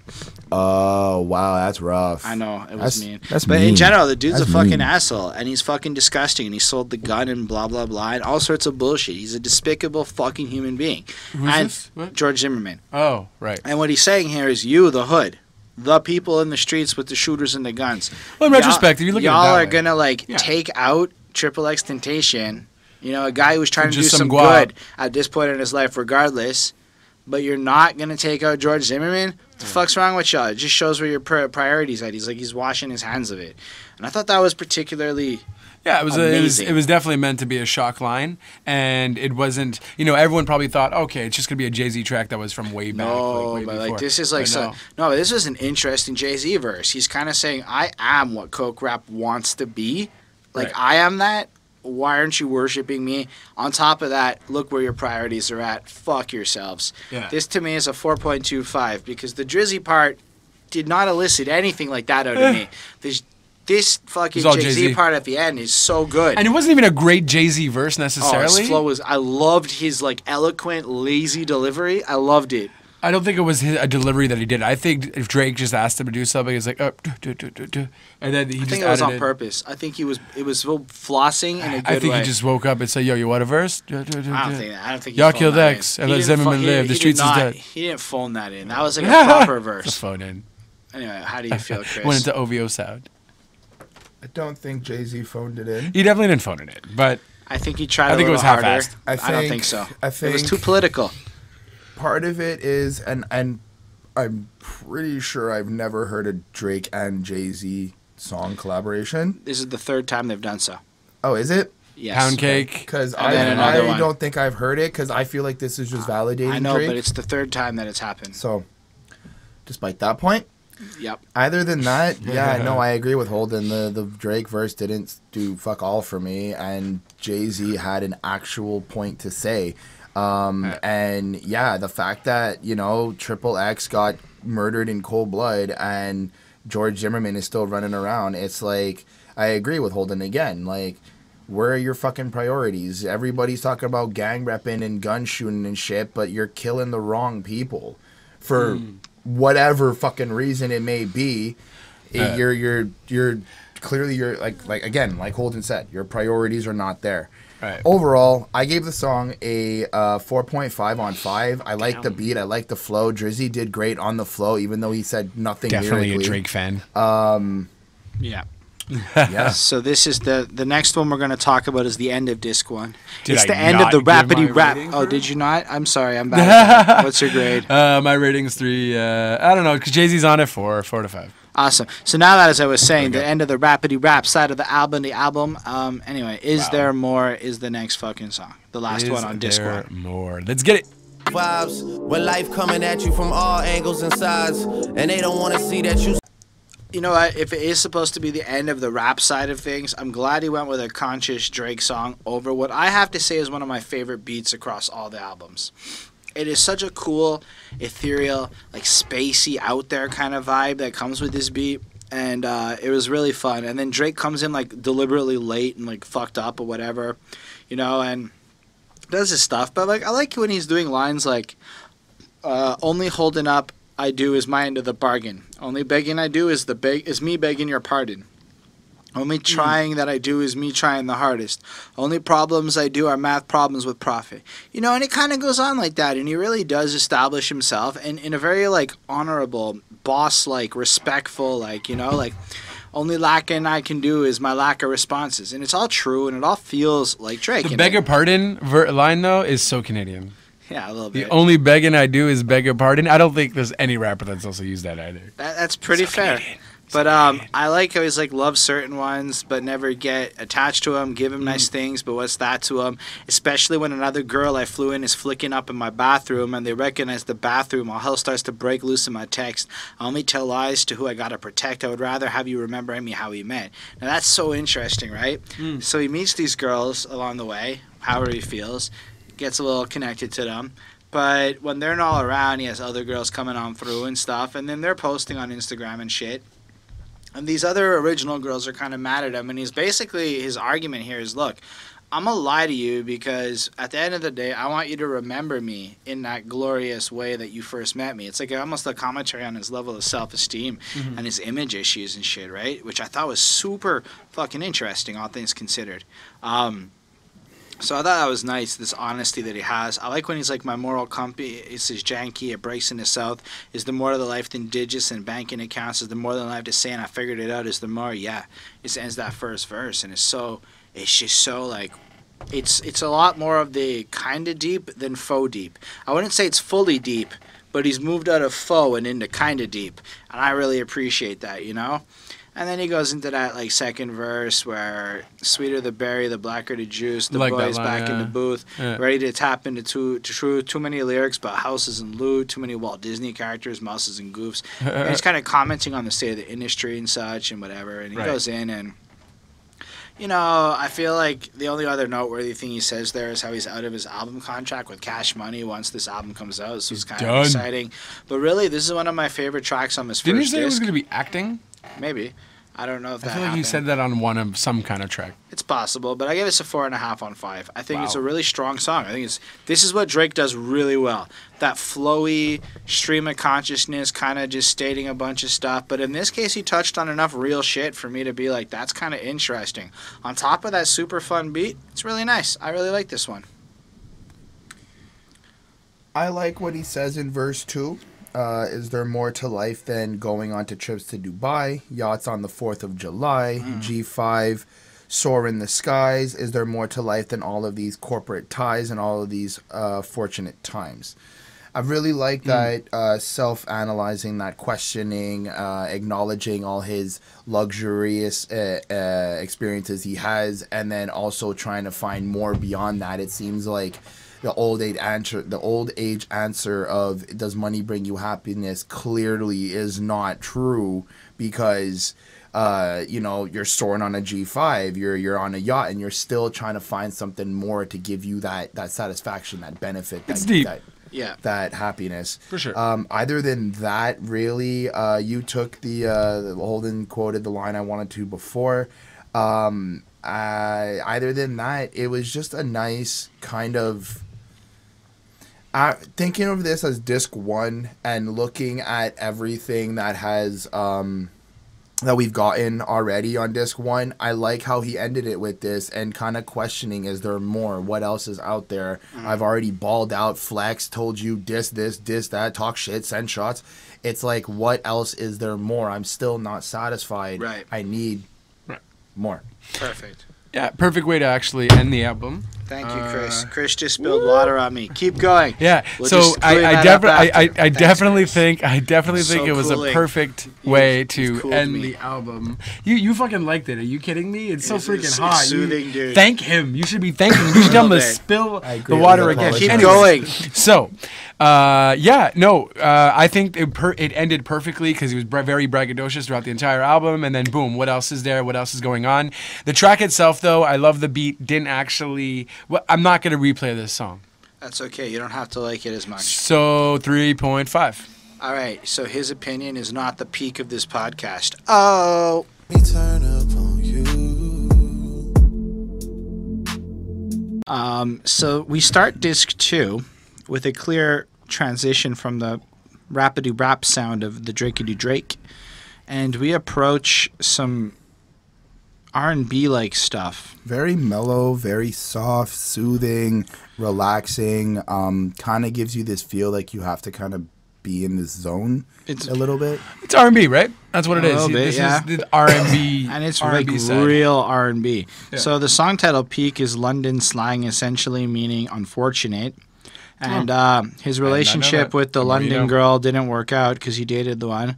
I like the Stefflon Don chat about how people kind of rush into relationships at the end there, and how like even during like her friend got married during like the honeymoon phase of a 4 relationship. weeks. Well, they were And it together for takes 4 like weeks. months before you start to really realize what you hate about a person. Even if you like them, you'll still have stuff you hate about them. And she's kind of saying we gotta go a little slower, be a little more responsible. And then Drake has this like drony singy voice, like treat you like princess, rest in heaven, Diana. I had to shake my head at that. Why? Peak. I hate the line. Okay.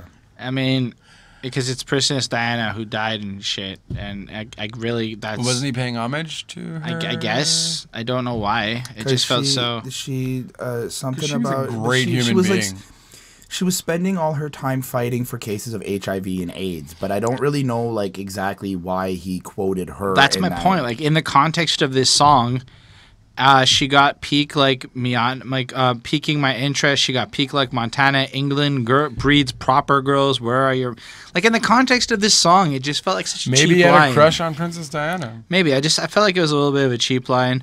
What you thought But it of was me? still kind of weird. Princess Diana. Like, he does like a whole treat singing you thing like with it. princess, rest in heaven, Diana. Anyway, it's fine. I don't know. It goes on. Talk used to be cheap. Nowadays, it's free. People are only as tough as their phone allows them to be. Girl, that could never be me. I found all my on peace. our I'm about phones. to say my piece. You might not agree with me. It's fine. It's dreary. It's like sad, like he's heartbroken and stuff. Tragic. Like, it's really putting you on that place. Understanding the slang, I guess, helps explain the song. This might Right. be my least favorite song on the entirety of both discs. I give this a 3 on 5. I thought it was just fucking boring. I don't want to go as far as to say it's a bad song. For me, a 3 on 5 means it's boring. I don't feel positive things for it. I don't really feel negative things for it. I feel like it's an entity that exists. It Boring's plays for pretty like negative. the 3-ish minutes, and then it kind of no, because I'm not saying it's poorly made. It is well made and not interesting. Because bad, So it's not well made. Because it's No, not no. interesting. because it might be interesting to somebody else, and this is Yeah. more of a taste issue for me. I felt nothing hearing this. Bad to me is like empirically, this is trash. Like there is bad that is out there. This is not that. This is Gucci just Gang? no Didn't- Gucci Gang. I like more than I like this. Gucci Gang's Oh, fire. Jesus. Gucci Gang's Fuego. got like a little bit Oh, Jesus. of a vibe to it, a feel to it. Look, feel. I just Gucci want to Gang, hold Gucci on, Gang, hold on, It's hold more on, than that. hold on. I want to just say something here.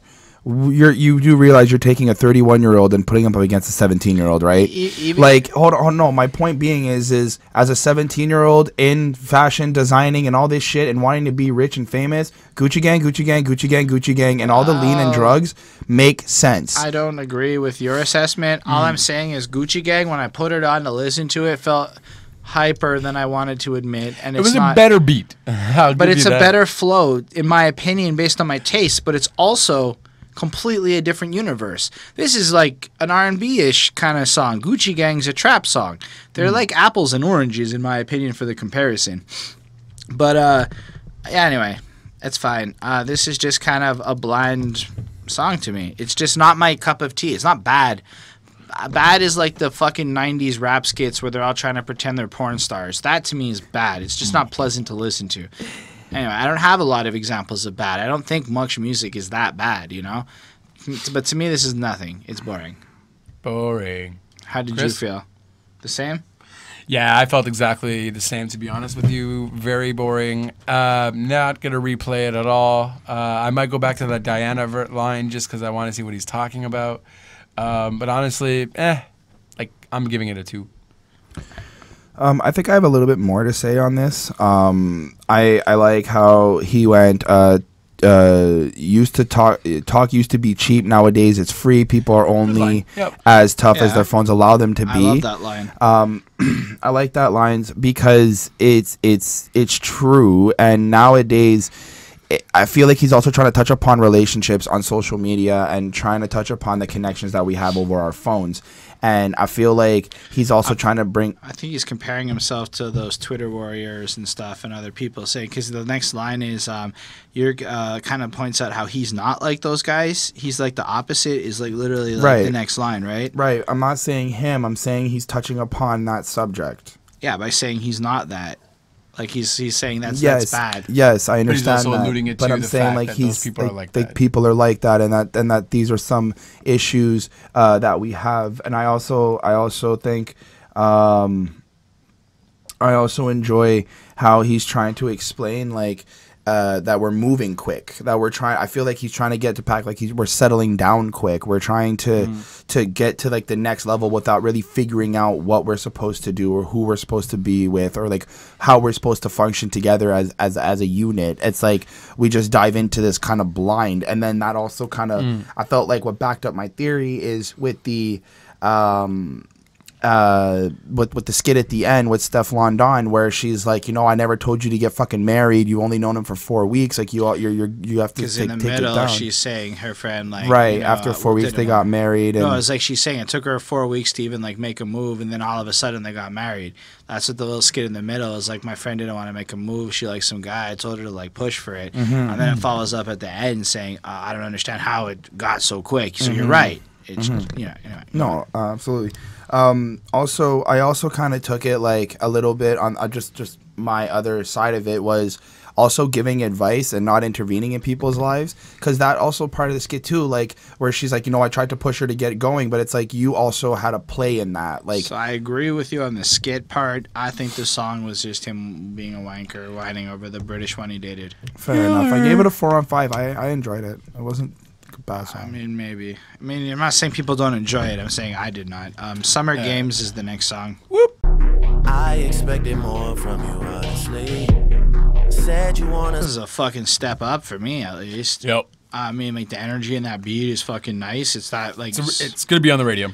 It is the saddest fucking summer song I've ever heard, because it's fucking tear jerking kind of sad. And it follows in the same kind of theme. It's like, wow, like the summer is only like starting, like we're supposed to be like in love, having our little Jay-Z and Beyonce moments, and instead our like relationships open. But it's like the way he describes it though, like, damn, I took it. I think you're changing your mind, starting to see it in your eyes. I used to love a good surprise, and now I'd rather know ahead of time. Ooh.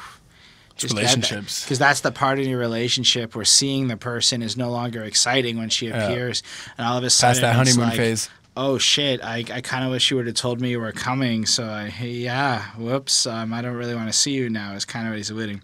You said I love you too fast, following up on the idea in the last song. So so much for that, girl. Summer just started and we're already done. I don't know what else you could have taken from that. Well, what I'm taking it as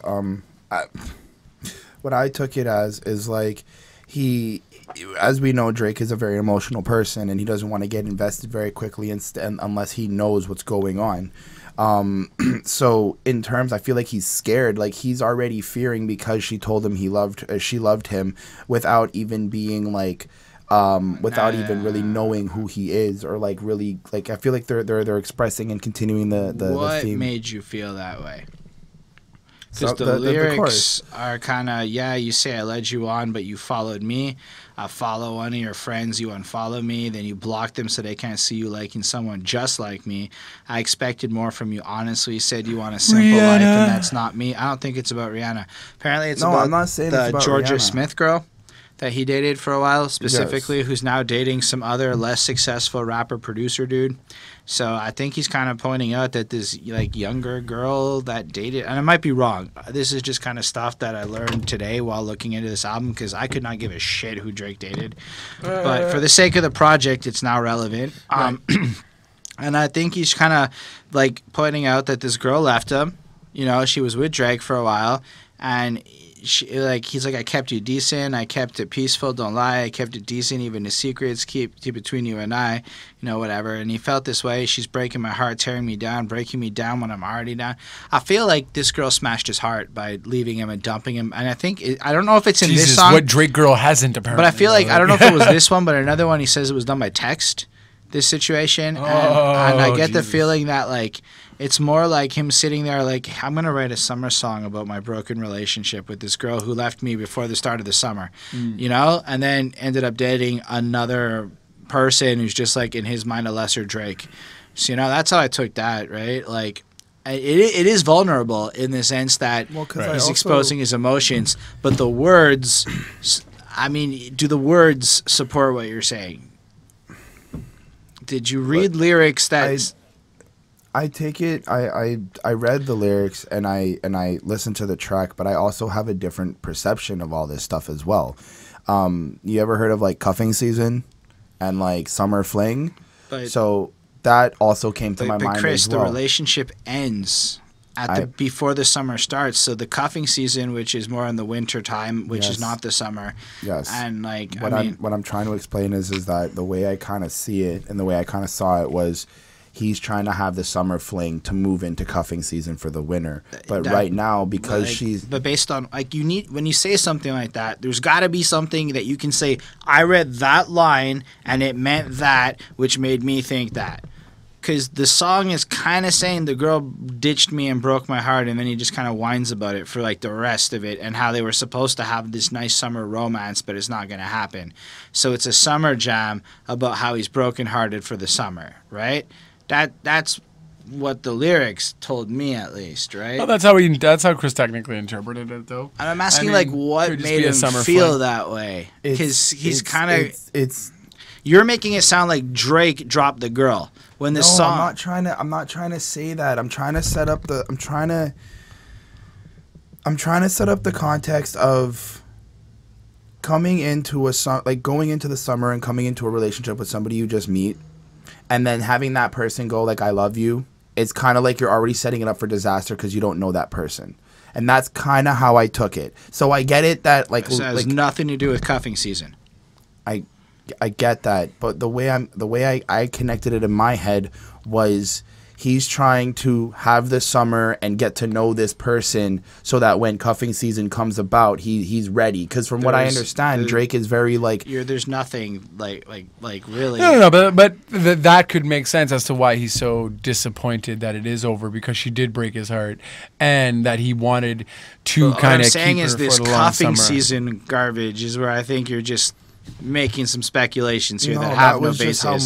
That was just speculations that have no basis. No, but it would have made sense with the expectations. The expectations of him having a long summer, but she also did mess it up because she said, "I love you" too quick, and then she dumped him through text. So it wasn't. But like, I don't know that it's about like this quick summer fling or summer romance. No, it wasn't a summer fling. Like the goal is Drake was so excited to spend his summer with this girl, and right at the point where you're supposed to start spending your summer with this girl, she ditches him. Ditched through text. And that's the song. Who ditches Drake? Like, that's what I'm saying. I actually could easily see why it would be a shitty guy to date. He might not see it, but that guy's ego is so fucking big that it's probably Drake's way or the highway for like every subject, and it's probably really annoying to be around him for long periods of time. That would be like my thoughts on and literally being a romantic partner of Drake. But I don't know. To me, it just felt like the whole. Part of what you're saying is making sense to me, but the part where you're assuming Drake's intentions of the future and stuff is a little bit more. It's assuming, and that's fair. You can assume. We need to make it clear, or that the song led you to. You know what I'm saying? I just wanted to clarify that part. Anyway, what'd you give this? I gave it a 4. Yeah, okay. I gave it a 4.25. I thought it was fucking good. I enjoyed listening to it. And I don't know if you gave a grade. Yeah, I mean, no, I honestly, I think this is going to be on the radio. This is going to be on the radio. I really like the beat. It reminds me of Signs for some reason. I think Signs is a bit more catchier. But, yeah, no, it was a good track. I'm going to remember it. I'm definitely going to replay it for sure. More so than the first R&B side track. That was not a good song. It was not a great song. This one, I give it a 4. Yeah, I give it a 4. All right, let's talk about Jaded. I wanna be around while you're chasing. So this one is also about a girl that is this. I think she's younger than Almost this isn't it the second British singer he ends up? Oh, yeah, fucking- no, I think it's the same one. I don't know. There's a couple of girls he dated. There's two of them. And either way, so leaving me, dipping out on me, I already got what you needed, I guess, quickly. You learn yourself through me. You know, it kind of elaborates on the last song a bit. I feel like this second album is really more linear in terms of this heartbreak-driven story of his dating life. Yes, I'm hurting. Yes, I'm jaded. Most of the things I don't want to say. I want to be around while you're chasing it. So he's kind of upset. Jaded is like when you've done something so many times that you like are emotionless and numb and fucking like just angry and upset with it. So in terms of this situation and his feelings towards this girl, he wants to be with her. He wants to be with her while she chases her dream and makes it happen. But instead, she kind of abandons him. You'll try and come back when you're famous. I always want the truth and it's dangerous. So he fears that once this girl makes it, okay, at that point she'll want to be with him, but it's too late, you know. He's fucking into her. She like I don't know. I really like the line. She's like, said you need some time, but I should stick around for what? Always felt like sticking around is the same as being stuck. Perfect That's a line. really Yeah. fucking great line. Like really deep, like really meant something. I like guns with the inking. You're getting under my skin. Pretty young thing. Had a convinced, got me too excited. You played me. You played me. Low down, dirty, shameful, and crazy. I need to know how you got does the same thing I do for a living, but is less wavy. See, that's where I wanted to bring up how fucking arrogant I bet he is, right? Like that's pretentious.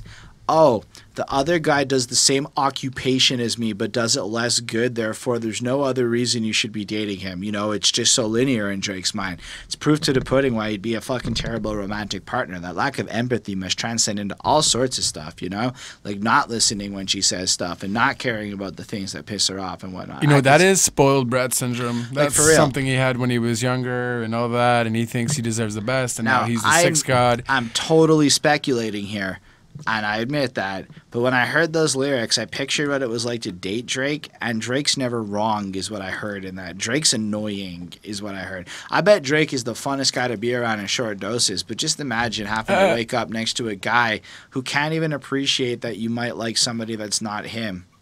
You know, that's kind of, that just says a lot Well, about if you his like ego. the person, it's understandable. I understand that. But I feel like I kind of, from what I interpreted from that is, you know, if you do care for somebody, you should still be happy for Or their it's more than happiness. that. It's like his implication is that she only It's not liked the, him it's the because Hollywood bullshit, though. But it's more like his implication is that she only liked him because he is this rapper who is that successful. So the relationship is that shallow in Drake's perception that he's a less successful, less But wavy. it's okay for her to date Drake rapper? Exactly, because he's the most successful. So in his Right. mind, it's inconceivable that Like, a if you're going guy's- to date someone at your best. Exactly. Don't lower And then I think he's like, I yourself. could have made you into this and all that other. Anyway, whatever. Wah, wah, wah. I give it a 4 though because I did like the honest expression.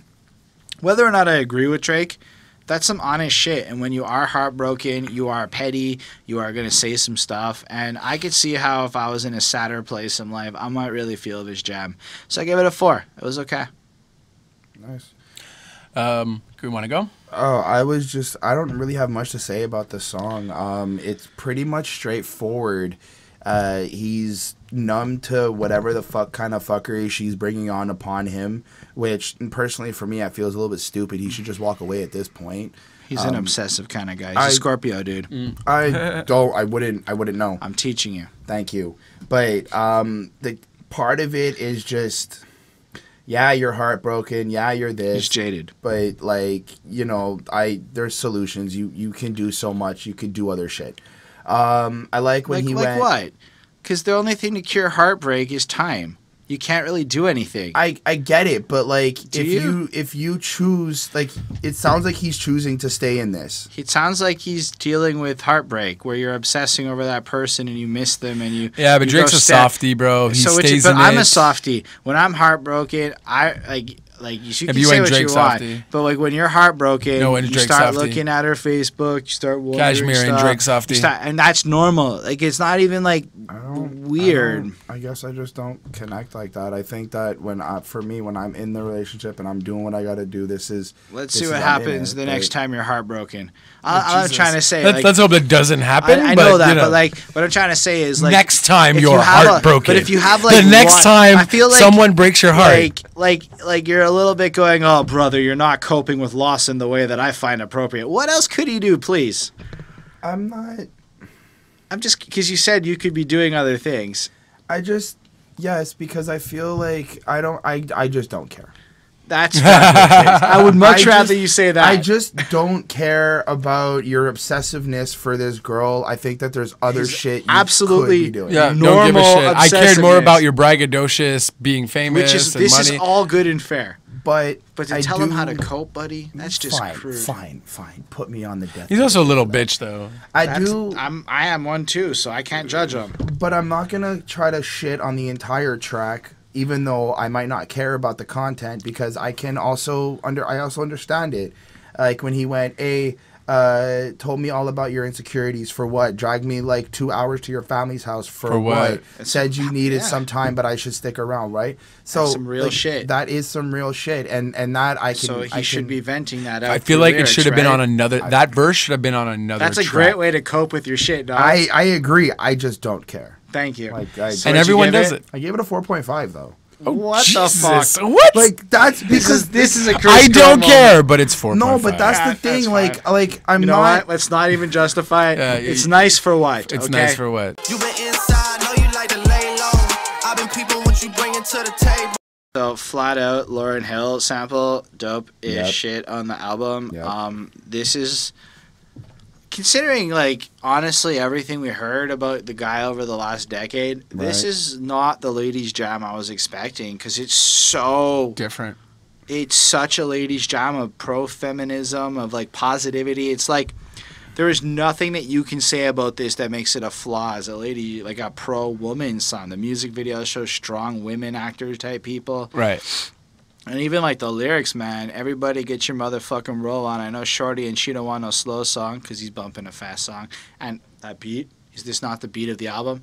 Is this not like the greatest freaking beat? Like even as a single, like your ear goes back and you're playing it, you know, like we know this one is fucking good. Yeah. Had a Lot man of last catchy year, verses. life goes on. Haven't let that thing loose, girl, in so long, because that girl works hard and she puts her shit in order. You've been inside, know how to lay low. I've been peeping what you bring into the table. Working hard, everything paid for. First, last phone bill, car note, cable. He's basically laying it down like. You an independent woman. And You when got you're this. going out tonight, because you've been putting in that work and you haven't even gone out of the year, don't let them judge you for like bouncing out and thrashing around in my song and shit. And I get you. You living your life the way you want.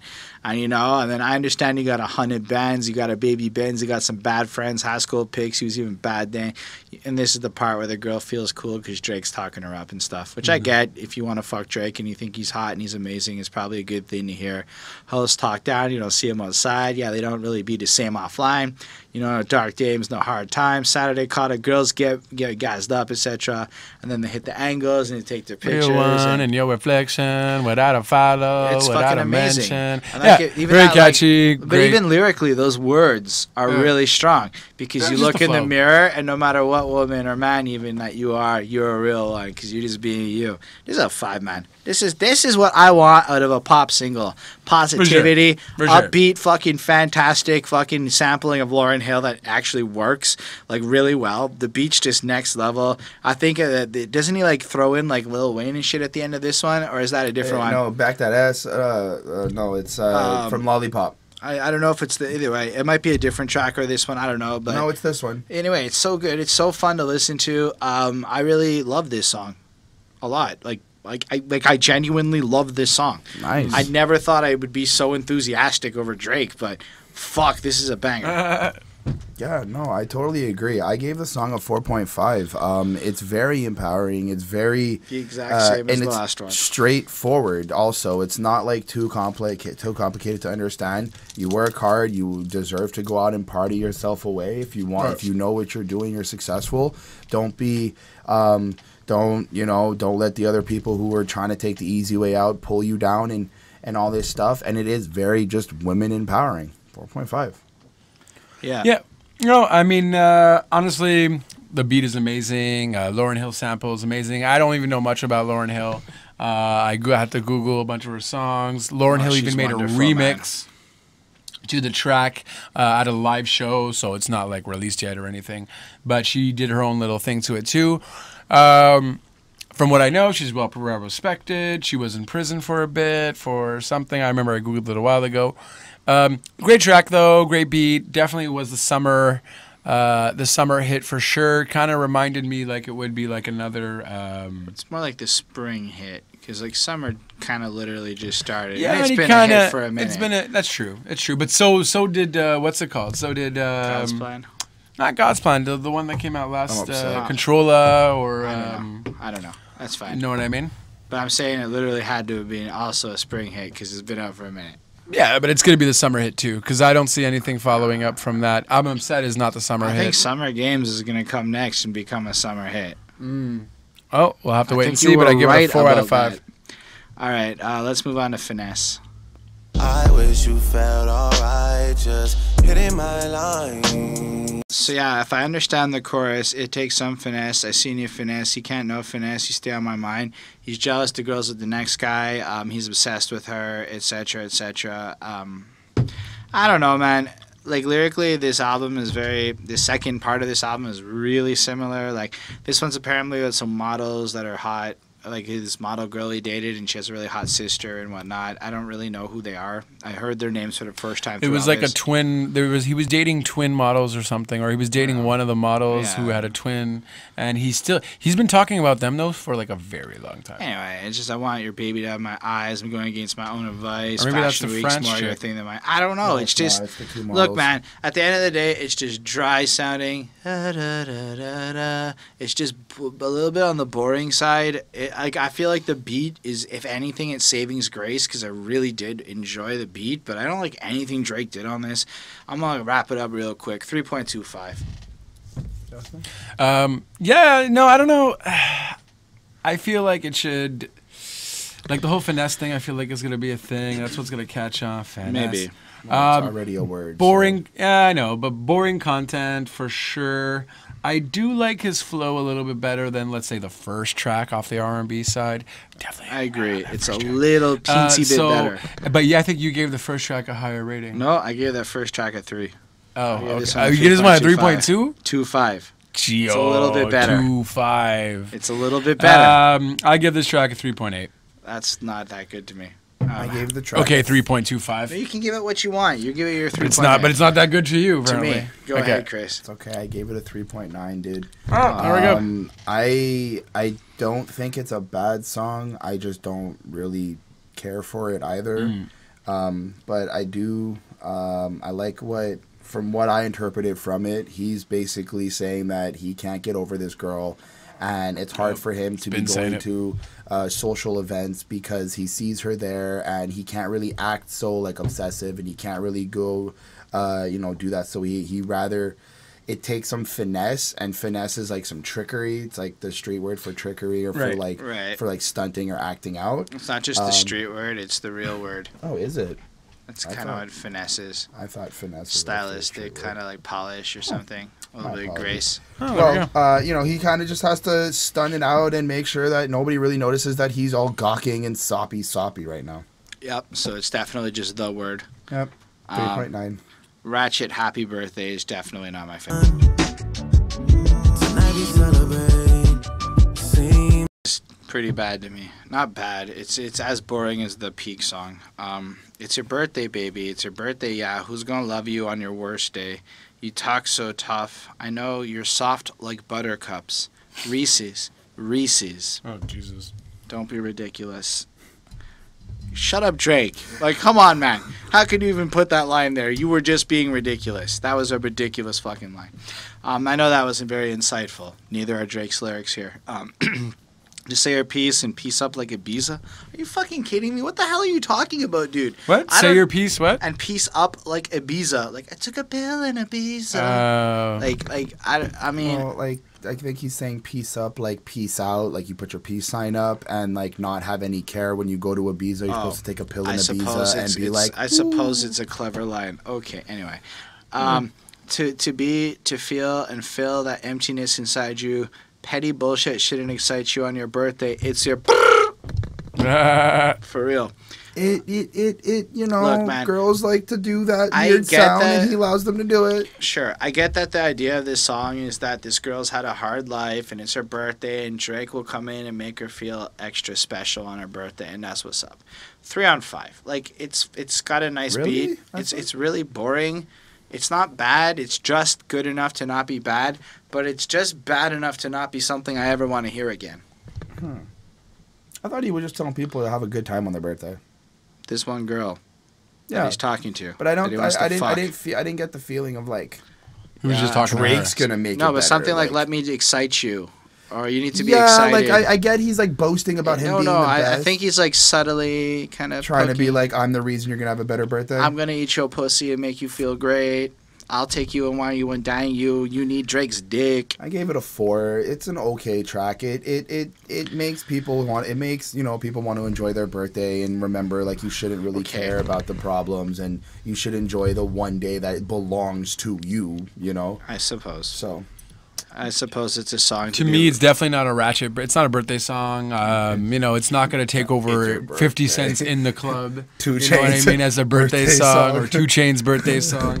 Very forgettable song or in my Mike opinion. Jones, the birthday song for all I you don't know even- that. I don't Mike even know Jones. that one. Who? Mike Jones. Very forgettable though. Really don't care. I don't even care if he's talking about himself or he's talking about just her enjoying the birthday. Filler, let's get out of here. That's how you feel. 2.5 out of 5. Jeez. And that's how you feel. Yep, that's how I feel. Like it or leave it. Shit. Rule number 1 to be a boss ass bitch. Nicki Minaj's live boss ass bitch thing there is literally the highlight of this song for me. I don't know if I wrote it. Yeah, I did. Rule number 1 to be a boss ass bitch: never let a clown try to play you. If he play you, then rule number 2: it's fuck his best friends and make him yes man. Holy shit, man. Just those bars. I know it's not even fucking Drake or whatever, but Nicki, that's some pretty boss shit. Oh, he played me? Watch me turn all of his best friends against him with my pussy. That is some strong ass shit that Nicki Minaj has put out Nicki there. always says that though. But like, it's still strong, right? It's strong, yeah. It is still powerful, and the fact is, I like the effect how they had her into. It makes and it kind of it's like live, not Nicki, like but it is somebody's Nicki. because it was live at one of those radio shows with like the DJ guy actually responding to these lines, and it's really fucking nice. Another thing that is worth pointing out is he uses the classic rhetorical device, and Chris may be familiar with this, anadiplosis. Chris is going, what the fuck does that mean? You remember on the Yellow Wolf song, Roll Your Boat, how every first line of the verse starts with what was referenced on the last line. Right. Now, Yellow Wolf did that multisyllabic, which I'm shouting out because it's a better example of this poetic device used, but Drake actually does it. So I'm just in the cut sitting sideways, ways, that's the word, way that you're looking at all the time. Time gets to ticking and it takes a toll. Told you I can't really draw the line. And you see how he does that in both the verses. So because he used an advanced poetic literary device, props to Drake. Yellow Wolf, Roll Your Boat is how it's done, my friends. Go check that shit out if you want to see a great use of it. But yeah, because I thought it was cool, Nicki Minaj made it nice. The beat was pretty hype. Like, it was kind of a better written song. Like, empirically, it was just better written. I feel like they actually spent more time on this song. Yeah, so 3.75 for me. Like, it's not in the range of what I would call good, but if that came on, it's on the low end of what I would be okay with before I was like, I don't want to listen to this. I landed it at a 3.7. I don't really know what he's trying to portray in this. I feel like he's like with the Nicki samples. I feel like this is just an ode. I think to Nicki. she's responding to what he's saying on the verses by putting that other side of the fence. I didn't catch that. I thought he was just still crushing on Nicki and being like, "Well, if you feel like a boss ass bitch, I guess I have no choice but to accept the fact that you don't want to be with me." I feel like throughout this album, Well, Drake's showing a much I'm still higher sure he feels that way. No, I don't know about that. I think Drake's moved past that era of his life a bit. I think he's Drake showing, never like, moves past a woman breaking his heart. I don't Clearly, know, it's been shown. But these are new girls that broke his heart since the last album, right? That's what is going on. Same So situation, different girls. which is another situation to talk about, but I don't think he's obsessing. This isn't the same as like that verse on that Nicki Minaj. But I'm looking at the. I never fuck Train, I never fuck Wayne. That song was funny. That was the creepiest shit I ever heard. But yeah, this song. Titties, though. Yeah, that was a real lyric. Thanks, Drake. But what did you give this one, or how do you feel about this more? I gave it a 3.7. Did we do this already? Yeah, I don't he already It's mentioned fucking his hot, rating. guys. I'm sorry. So, yeah, I don't know, man. I guess we're all around the same area. 3.8. Love Nicki's part. I probably might replay this once or twice. If I hear it at the club, cool. I don't know. Like, it's not a filler. No. It's not a semi-filler. It's just kind of It's like... just a song where I feel like it's just yeah, just it's out just- of reach, you know? Just, yeah, that's it. So... It doesn't have that blue tint. Do it again. Look who I'm fucking again. I had on ice, but then But he's not even listed on the credits, right? No, Because it's a sample. it's not. It's a sample again? Yeah, it is. It's No, a sample from that has it's to a be a sample feature. from another song. Oh that shit, we Future just did. found out that that's a sample. I thought like Future was like featured there. I almost like wrote featured. Shows how much you bottom. listen The to only Future actual songs. features on this album Okay, are we'll talk about Jay-Z, them. Michael Jackson, Yeah, well, those are other ones. So So yeah, I guess Future was a Major. sample And here. T.Y. Dolla $ign. Can't forget about him. Yeah, Ty Dolla $ign. Because anyway, we'll talk about that later. But Didn't we here already we're- pass this track? No, we're on. Oh, we're coming up. Okay. He was sampled on another track, but no. Right. What a time this is to be alive for this shit. Thanks, Drake. We What a get time. it. Because Be alive. Future. You and yours. Because Future Me was and on mine. that album with him. Are we talking teams? I don't know. Talking But teams. here's a line I Now thought you're was switching interesting, right? On this blue tint. President doing us in. My window got blue in the tint. Oh. Dude, what about you, though? Come home. Talk about our politics. What are you jumping on the there's Trump nothing we're bandwagon talking for? Anyway, that's fine. He's living down sure there he's a paying lot. American But I guess taxes too, bro. you're right. And maybe it matters. Did this shit once, do it again. Weigh this shit up. I live like Ronaldo, but I never been in Madrid. Wow. She said that she working. I told her come over and we can get right in the crib. Wow. She finished at 6, then she got court in the morning to fight for her kid. I told her to pray for the kid. I mean, I like this kind of vibe and the flow that he has over this part and the general feel of the song. But based on those lyrics, like in my enthusiasm, you can see I'm not really feeling it. It's a little bit whatever. Look who I'm fucking again. I had her on the ice. I watched ice get thin. Now does she sink or swim? So this one, I believe, is about getting back with his ex. And he's just kind of describing the uncertainty in that. And Really? Now look who I'm fucking again. I had her on ice, but then I watched the ice get thin. Now does she sink or swim? So I felt like But that's literally only the first part. The rest of the right, song, the intro, the context setter. really, because I honestly just feel like he put that in just for bars and just to make I a think it point. was context. And then the Because rest of I the think song, that I it's feel like he's 'cause like some with the- personal stuff, like the girl's a kid, and then they're kind of distant. Like there's some Right. stuff happening. He is being very, I guess, human No, or humble he's or just whatever it is. whatever. But I feel like he's what I understood with the future sample. I understood that he rather be hiding, like he'd rather hide behind his blue tinted windows in his car and be on his own instead of having to deal with all the public and stuff and handle his own shit. I got nothing except for maybe the idea that he has a blue tinted car that says that. I mean, maybe. I don't know. I really don't know. I feel like he just kind of is talking about this girl throughout the song, and he's just kind of uncertain with it, and he's describing this, and maybe you're right. But I felt like he was just flossing again with the blue tint, and he used the sample, and like he was just kind of establishing this is the tier where he's at. Fair enough. I don't know. Maybe I'm wrong. It's a little bit hard to care that much about Drake's love life, I find. So I'm still having trouble with that the whole way through the second disc. I get this a 3.5 on 5 because it does have a nice kind of flow to it. It does have a nice feel, but it isn't great. It's just like maybe if it came on when I was drunk, I'd really enjoy it. I don't know. I'm just rereading the lyrics again just to see if I could kind of see something I like. I just don't care. Yeah, I get I just that. really don't care. Like, bro, the problem is, I get it. If you would have maybe made 2 albums and one was R&B and one was thing, Pull a it's Nelly. just pull a Nelly, Sweat Sweet. Just call That's it. kind of what he tried to do here. Yeah, I understand, well, but it's not. But it's I- not the same because well, then again, Nelly did it in a different time where you can get both albums separately. No, but this is kind of just like. But I mean, that's also how you chose to listen to it and how we're choosing to review it. But as the consumer, you might just listen to it the way Drake intended. Fair. I don't know that that's fair on Drake for the distribution method. No, but I just don't care. No, that I just part's don't care. completely fair. I just don't care. And Drake was the one with his producers, was the one that planned it that way of how it's going. People are going to listen track But 1 to there are- 25. And there are a lot of people who will care about this shit, though. Like a Care lot about of what? a lot of people care about Drake's relationships. I promise. Yeah, but I'm pretty sure a lot of people are already freaking annoyed. Like, I think this is the most album where Drake is talking about his relationships to a but- point of time where it just becomes. I'm willing to He bet, at least though, made hits with his other relationships. Let me put it to you like this.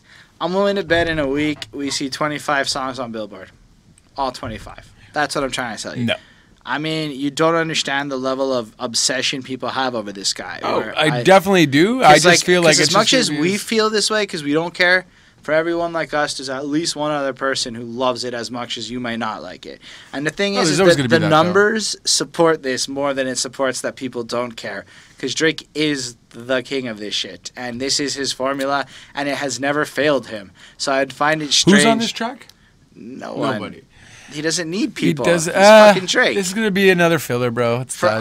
us, who don't care about this second disc This of song Sappy will Drake. not be on the top 25 or whatever, the top 100. I don't know, Billboard. man, but I'm willing to bet that all of them do because people. Finesse will. Finesse I don't will. know, dude. Obviously, I'm not the three saying that they're all singles. going to stay there, but I won't be shocked if a lot of these tracks get a lot more play than you're giving it credit. But you know why though? Because everyone's going to be streaming the entire album, and I think it's been that highly he has a anticipated. lot. No, not but because it's going to But be I'm a good saying track. that his fan base is that solid, and there are that many people that love this singy side of him that he felt confident This enough ain't no to passion make. fruit. But he felt confident enough to make this second disc with this intention because he knew that there are that many people feeling it. For him, it's like disc 1 is for this group of people, disc 2 is for this group of people. That's how And you he know said it. what? Not even He's- though, because I like Blem, I like Passion but that- Fruit, that- I like that album is just another thing. It's not like comparable. no, because to me. then there's Free Smoke on that album. Yeah, but he didn't divide it into a deliberate experience.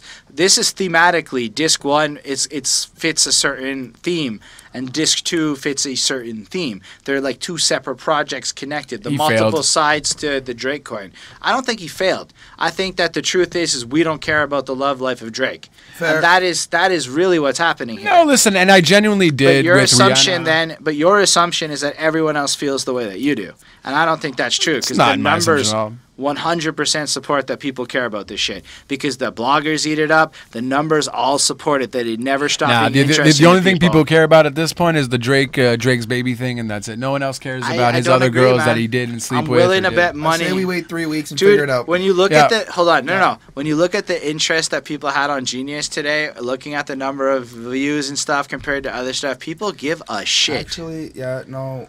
I'm sorry, thinking of man. Genius, like already, all the lyrics were charting right away when I All opened of it these up. songs were But annotated. of course, the album just came out. My No, point is, no, but nobody we've else done- gets this Yeah, kind of. Very we've- few people. This is like in a handful of like J. Cole, Kendrick, and Drake Right. can get that level of interest out of And people. I've gotten emails from Apple Music, from Spotify, highly anticipated album, But Drake, you- Scorpion out. Like this is, So, again, I but- didn't get that for KOD. I didn't get that for Kendrick. So this is on another did. level. I don't know. I don't know about because Apple's his boy. He has like a special contract with Apple. Yeah, but I'm And more of a anyway, Spotify guy. No offense, Drake. Either way, Spotify pumped all these people the same. My point is that enough people care about Drake that he wrote 13 songs on the fucking subjects, right? And I guarantee you, a lot of these songs are way more interested by a lot more people than No you give fucks it given. credit for, right? And I'm admitting that it's totally fine for us to collectively not care. Oh yeah, they like it. They like it. By all means, have fun with That's the all song. I'm saying. But I just think in my opinion, like it's just not a song I'll listen to again, and I don't That's think the all radio fair. will really care for it. I don't either. think the radio really matters anymore. It still matters. I think the radio is going to play its singles, but really, Listen. Spotify charts more for Billboard than anything else does for what shows. Because you know what? The 19, 20-year-olds who are going to put the time in to listen to the project properly, they are not listening to music the way the old people are. Right. And this is just whatever. So I don't think it's going to be how you think. I think you're going to be like, oh, fuck, he's right. Too many people care about this shit. Nope. No fucks given. That's fine. 3 out of 5. Next one is In My Feelings. Trap money, Benny. I buy you champagne, but you love some Henny. I knew that it wasn't the other song that sampled Lil Wayne. Chris said it was. It was this song that sampled Lil Wayne at the end. And this has that... So I watched an interesting video put up by Vox on New Orleans bounce music, that like sound, and it really seems to be paying homage to that particular sound and the way it's vibing and put together. I thought that was super fucking cool and well done. That Magnolia Shorty chick with like the two bad bitches kissing in the Wraith and whatever, and they want like the fucking... Fuck that Netflix and chill. What's your net worth? That's pretty fucking like straight to the point and badass. I really enjoyed that. The overall flow and production of this song was fucking stellar to me. It was like a different league in caliber from what we've been listening to in the last few songs. Lyrically, it's fine. Like, look, the new me is really still the real me. I swear you gotta feel me before they try to kill me, whatever. I think he's talking to some girl that he likes, and then he references these city girls. I've never heard of city girls, but they did an episode at his house, so I guess he's paying fucking homage to them because they did an episode at his house. I don't know much about that, but I love this song. I think he's also paying homage to the episode they did about him, that's right? what I'm saying, yeah. Okay, yeah. So that happened, and I respect that, but I love the little rap part that they took from it because it sounded fucking great. The way they wobbly kind of feel to the beat, it was fucking awesome. I gave this a 4.5 on 5. I was like, this is fucking good. This is a good fucking song. Yeah, 3.9. Oh, That's all you got to say? 4.9. 3.9. Oh, 3.9. I enjoyed the sound and the feel to it, but I'm lacking on the empathy and care part for this music right now. Like, I don't. And it's because the other songs bored you to death. You're just kind of done with it. No, This was like a revival at a it's it's nothing like that. It's just I like rapidy rap Drake. I like when he's spitting bars, picking fire, setting shots, and dissing people and doing that. I like that. When it comes to Drake's love life, 2, 3, 4 songs on an album, I'm cool with it. This is a whole album. But this song isn't. Like, frankly, this is not a song that's about what it's about. This is just a fun fucking. And I agree, song. and I do agree, music wise, production wise. That's why I gave it a 3.9, almost a 4. I can't get myself to give it a 4 because I'm not gonna go back to this. I don't know. That's fine. I might go back to this track. I think this at least is more upbeat, and I honestly think maybe we like it, or some of us like it, just because the other tracks were just so dull and boring, and we just needed an upbeat track. Nah, man, I love the production. I recognize the No, source but music the for me. production is certainly great. It's just Like, I know what it has he's- replay value. I don't know. I just feel like there's no banger that I really want to go back to aside from I obviously get the that. singles and like 2 or 3 other songs, but this is not one of them either. Like, To me, 3.6. this is like a party jam that is gonna be something that people. I hope play. it is, and maybe this is gonna be something that like the clubs are playing, kind of thing. Maybe I'll 'Cause like the it in, like, radios, a few whatever. weeks. Because like honestly, this really has on a product. Because part of the song is the like actual beat and the production and stuff. The vision on this track, what it's sourcing, what it's paying homage to. It's a really popular, fun, bouncy sound, and it did it really well. That I agree that's with. for sure. And that's what I love about it is that it was so well executed. Anyway, you know why I think that is because he put Wayne on it, and he put on this other New Orleans person that like he kind of like the person at the start of it is a New Orleans artist, so he's really giving his nod to the New Orleans scene. He really does, though. And considering that To Wayne anyone, put him really. up, but Wayne put him on and etc., it only made sense in my head, and that was really cool. That's fine. Doesn't matter to me. Don't matter to me. Over me. So somehow Drake got the rights to this unreleased Michael Jackson recording that was done from a 1983 session with Paul Anka that was never put out. Oh well. And Drake comes in with his wild things you're doing all night, trips to whatever feels right, doing it all just to feel things, drinking's enough of a vice, drugs just aren't suiting you right, you were fine, you were just as fine as a real thing. I think he's kind of pointing out a little bit that, like, and then in the refrain he talks about how she shouldn't be doing this stuff to get over him. So this person's partying, being excessive, maybe not behaving accordingly, all because of whatever. But nobody cares about Drake on this song. He came in and he sounded good with his like singing, but then Michael Jackson fucking starts singing and you're just like blowing away. Yeah. Because it's on top of a really good modern sound production, right? And the effects used on his voice are great. And it's just so sad and melancholy as he goes on about like this girl broken heart and whatnot. And fuck, man. Between the beat, the Michael Jackson singing, and the way that Drake holds his own next to it all, the way that Drake really is the Michael Jackson of this generation. Whoa. As far as pop stars go and the effect he has on them, there's nobody else that can hold a candle to Weekend. I'm sorry, not even close. Yeah. I'm sorry. Weekend doesn't- literal sense and weekend like. Weekend doesn't sell as much as Drake does. That's true. Weekend doesn't have that impact in every country I in the feel like world. he does have a lot. I feel like of hits, Weekend's though, that- Starboy album did not do anywhere near as well as the previous album, and he did not get anywhere near the buzz as the previous album. Drake only got bigger, and he's a global phenomenon. They're not even in the same league. Like, they're just not. The Weeknd wrote Weeknd- "Take Care" though, bro. But the "Take Care" had so much success due to the Weeknd. But Drake Drake's is the voice, artist for that sure. delivered it, and that's what's more important. Wu-Tang Clan, well, I mean, ODB did not write his own lyrics. That did not make ODB less of a great performer. You know, and Dr. Dre did not write his lyrics. They did not make Dr. Dre a less good Easy performer. didn't write his lyrics. Didn't make him a better. Right, Ice Cube wrote him for him. So, right? like, my point of the matter is that's not a great argument. Weeknd's a great songwriter, but he's not the performer that Drake is. Yes, he is. I like The Weeknd too, my friend. Don't get me wrong. But the world does not agree with us the way they put Drake up on that Michael Jackson pedestal, No. you know? And honestly, I would like people to comment on that. Who do you think holds the Michael Jackson Yeah. pedestal right now? Would it be The Weeknd or Drake? I'm surprised. The Or any Weeknd's other even- contendant you might want to throw into this. Like, I think a lot of people, like Justin Bieber has more star power than The Weeknd, you know? Like, Okay, I don't think so. Than The Weeknd. The Weeknd is not that big outside of Canada, Yes, he is. He's pretty big in the States, buddy. but not a global phenomenon. No, they might know. So if he's not a global I'm pretty sure phenomenon, he's big in Europe too. global phenomenon, he can't even be in the conversation. That it's like how you supposed to have a goat pop star conversation, but the guy's not even big all over the world.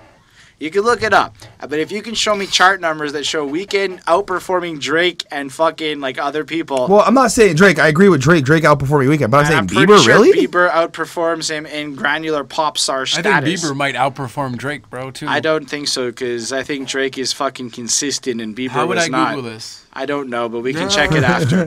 Yeah, all that to say, this song's a 4.5 on 5. The beat's amazing. The overall feel of the song is fine. Lyrically, it's whatever, but Michael Jackson's performance is just stellar. I got a 4 on this song. I enjoy it too.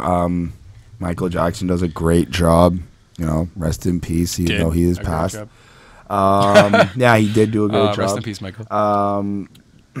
Other than that, not really much else I really have to say about this song. It was a good track.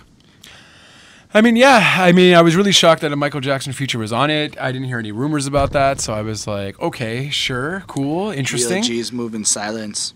Yeah, straight up. Lasagna. Lasagna. And so, no, that's it. So, yeah, I heard Michael, and then I was just, like, blown away, and I was like, wow, and I felt like, damn, man, rest in peace. Michael's thing did good. I think Drake mentioned something about Billie Jean Yep. or something like that, so I Because thought, he was, but I don't know if that was on this song. wasn't it on this song? Might have been. I feel like it would have been appropriate if it was on this song. But either way. But Drake, honestly, I guess Drake held his own, but I just totally forgot about Drake's verse because Yeah. I just heard Michael and I love the beat, and Michael with modern beat was amazing, and that's it. I give it a 4. All right, let's talk about After Dark. Job and smoke on the job, so I don't know how serious you take it. So now we're back into that era of really singy. Like, I mean, this is like an actual Dolla Sign 99 feature, and they're there. Static Major makes some sounds too on this. They really enjoy having nice moments with women after dark because they're too busy doing shit during the day, and they want to make sure they have all their time for them, and they can do that at night when pretty there's much no it in a public I love the and radio bit nobody. at the end, though. The radio part where like you Yes. can really picture it. It was really like it fit. It was so nuanced. It was really nice, and it served as a good bridge between this and the following song. Right. I don't know, man, because you've been so patient. I drink on the job and smoke a lot, so I don't know how serious you take it. I mean, it's just like, okay, Drake. I mean, at a certain point, I do suppose I feel. Blaze, bro. I mean, it's like it's whatever. I get where he's still putting it out. I'm Like, not. you drink on the job, bro. Take your Virginia Black and fucking go to the I mean, studio. it's fine. Like, it was a shitty line, though. Like, you can do so just- much better. I just felt. Quentin like, wasn't here for this one, huh? I don't know anything about that show.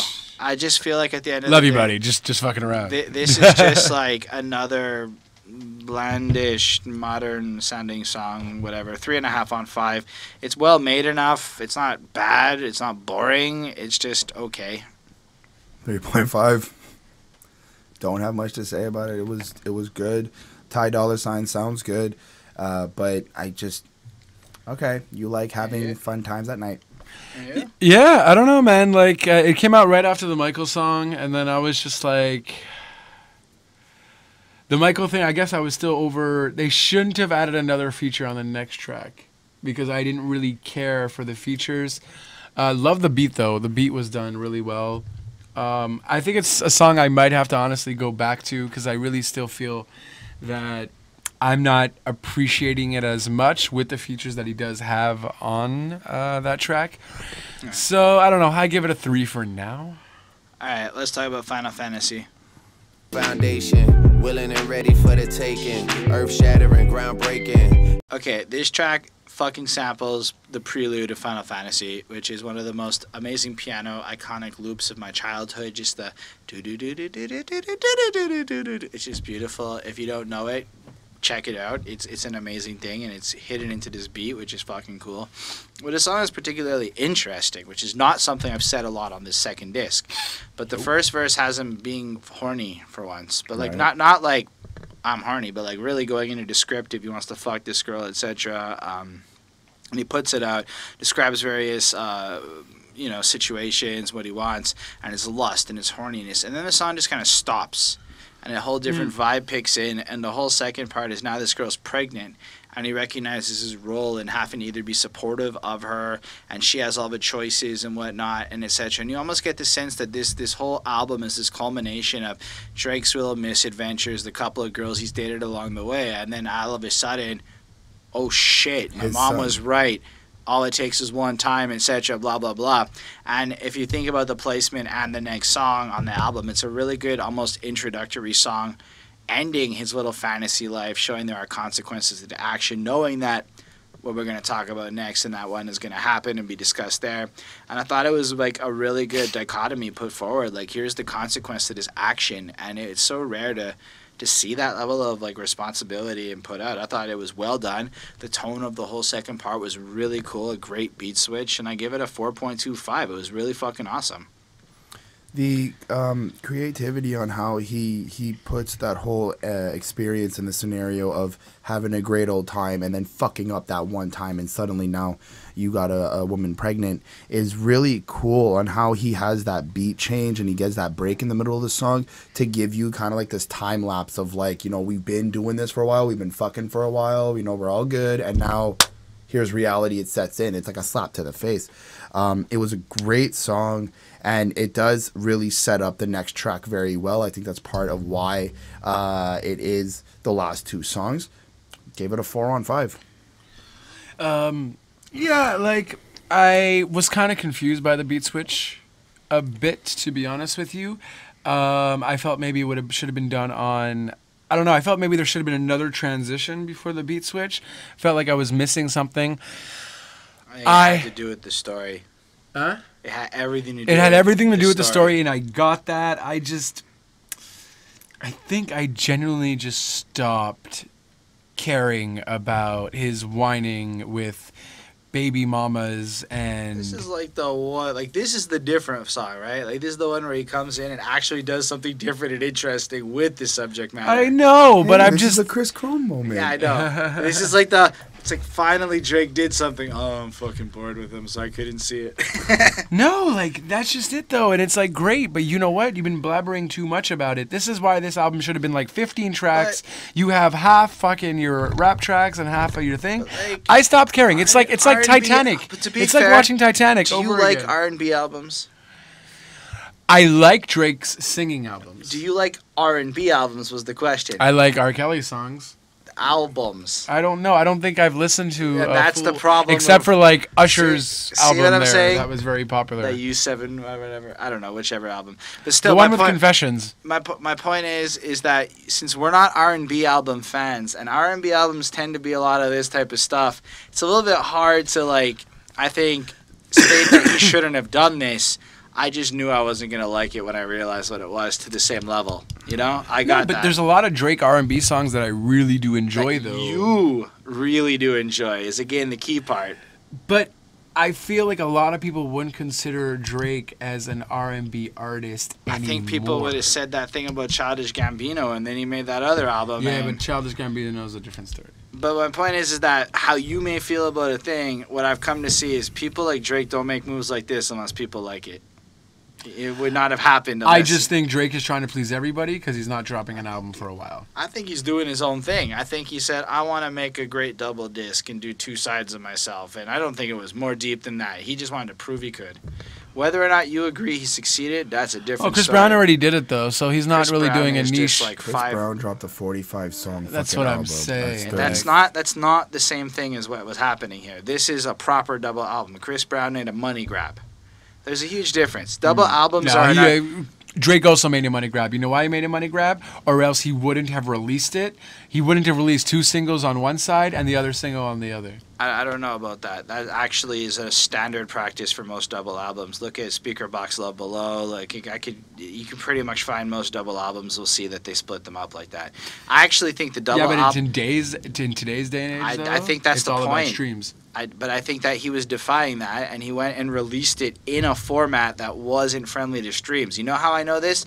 Because Culture 2 had track 23, and this does not have a track past 13.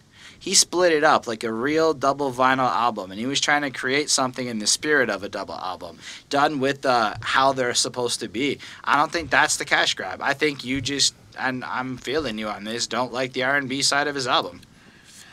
And that's cool. I guess not. I just feel like Take Care was so much better. I feel like at the end of the day, your argument's very much based on what you liked, not based on what numbers support, you know? Not based on what people like. It's based on how you feel. Fuck numbers. It's my review. Yeah, but you're... So what I'm saying is make it about your review, not how other people will interpret that.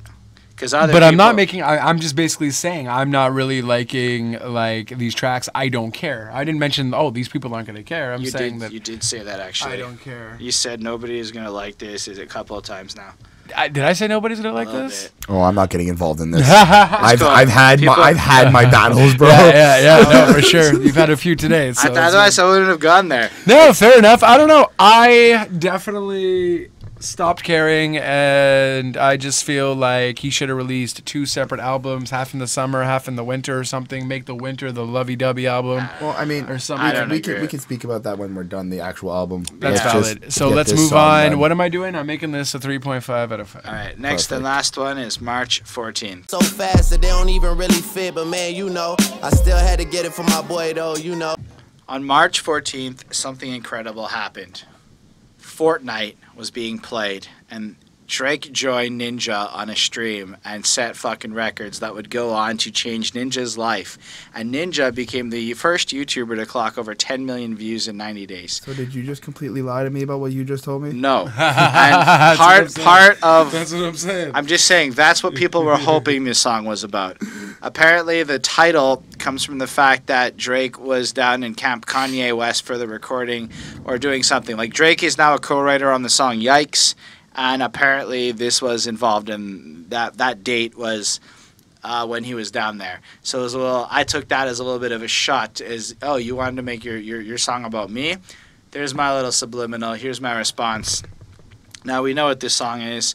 He kind of describes the whole first part is this story of finding out the girl's pregnant.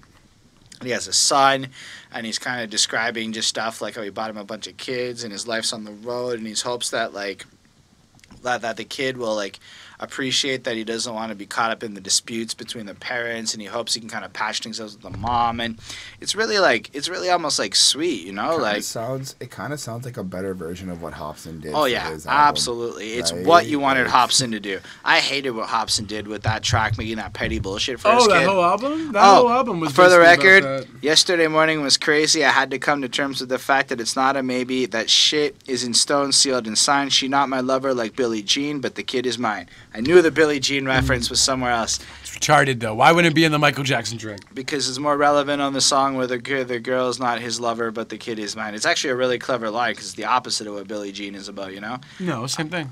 Oh, no, but the kid is Billie his. Jean is not my lover. But the kid... She's the girl who says I am the one, but the kid is not his son. Okay, fair enough. So it's not the same My thing. bad. Anyway, shit, we only met 2 times, blah, blah. And he runs it all through. The kid's born October 11th. That's the birth date because he said he's born in October. Now this 11 that's tatted on my body means something different. It's not for you.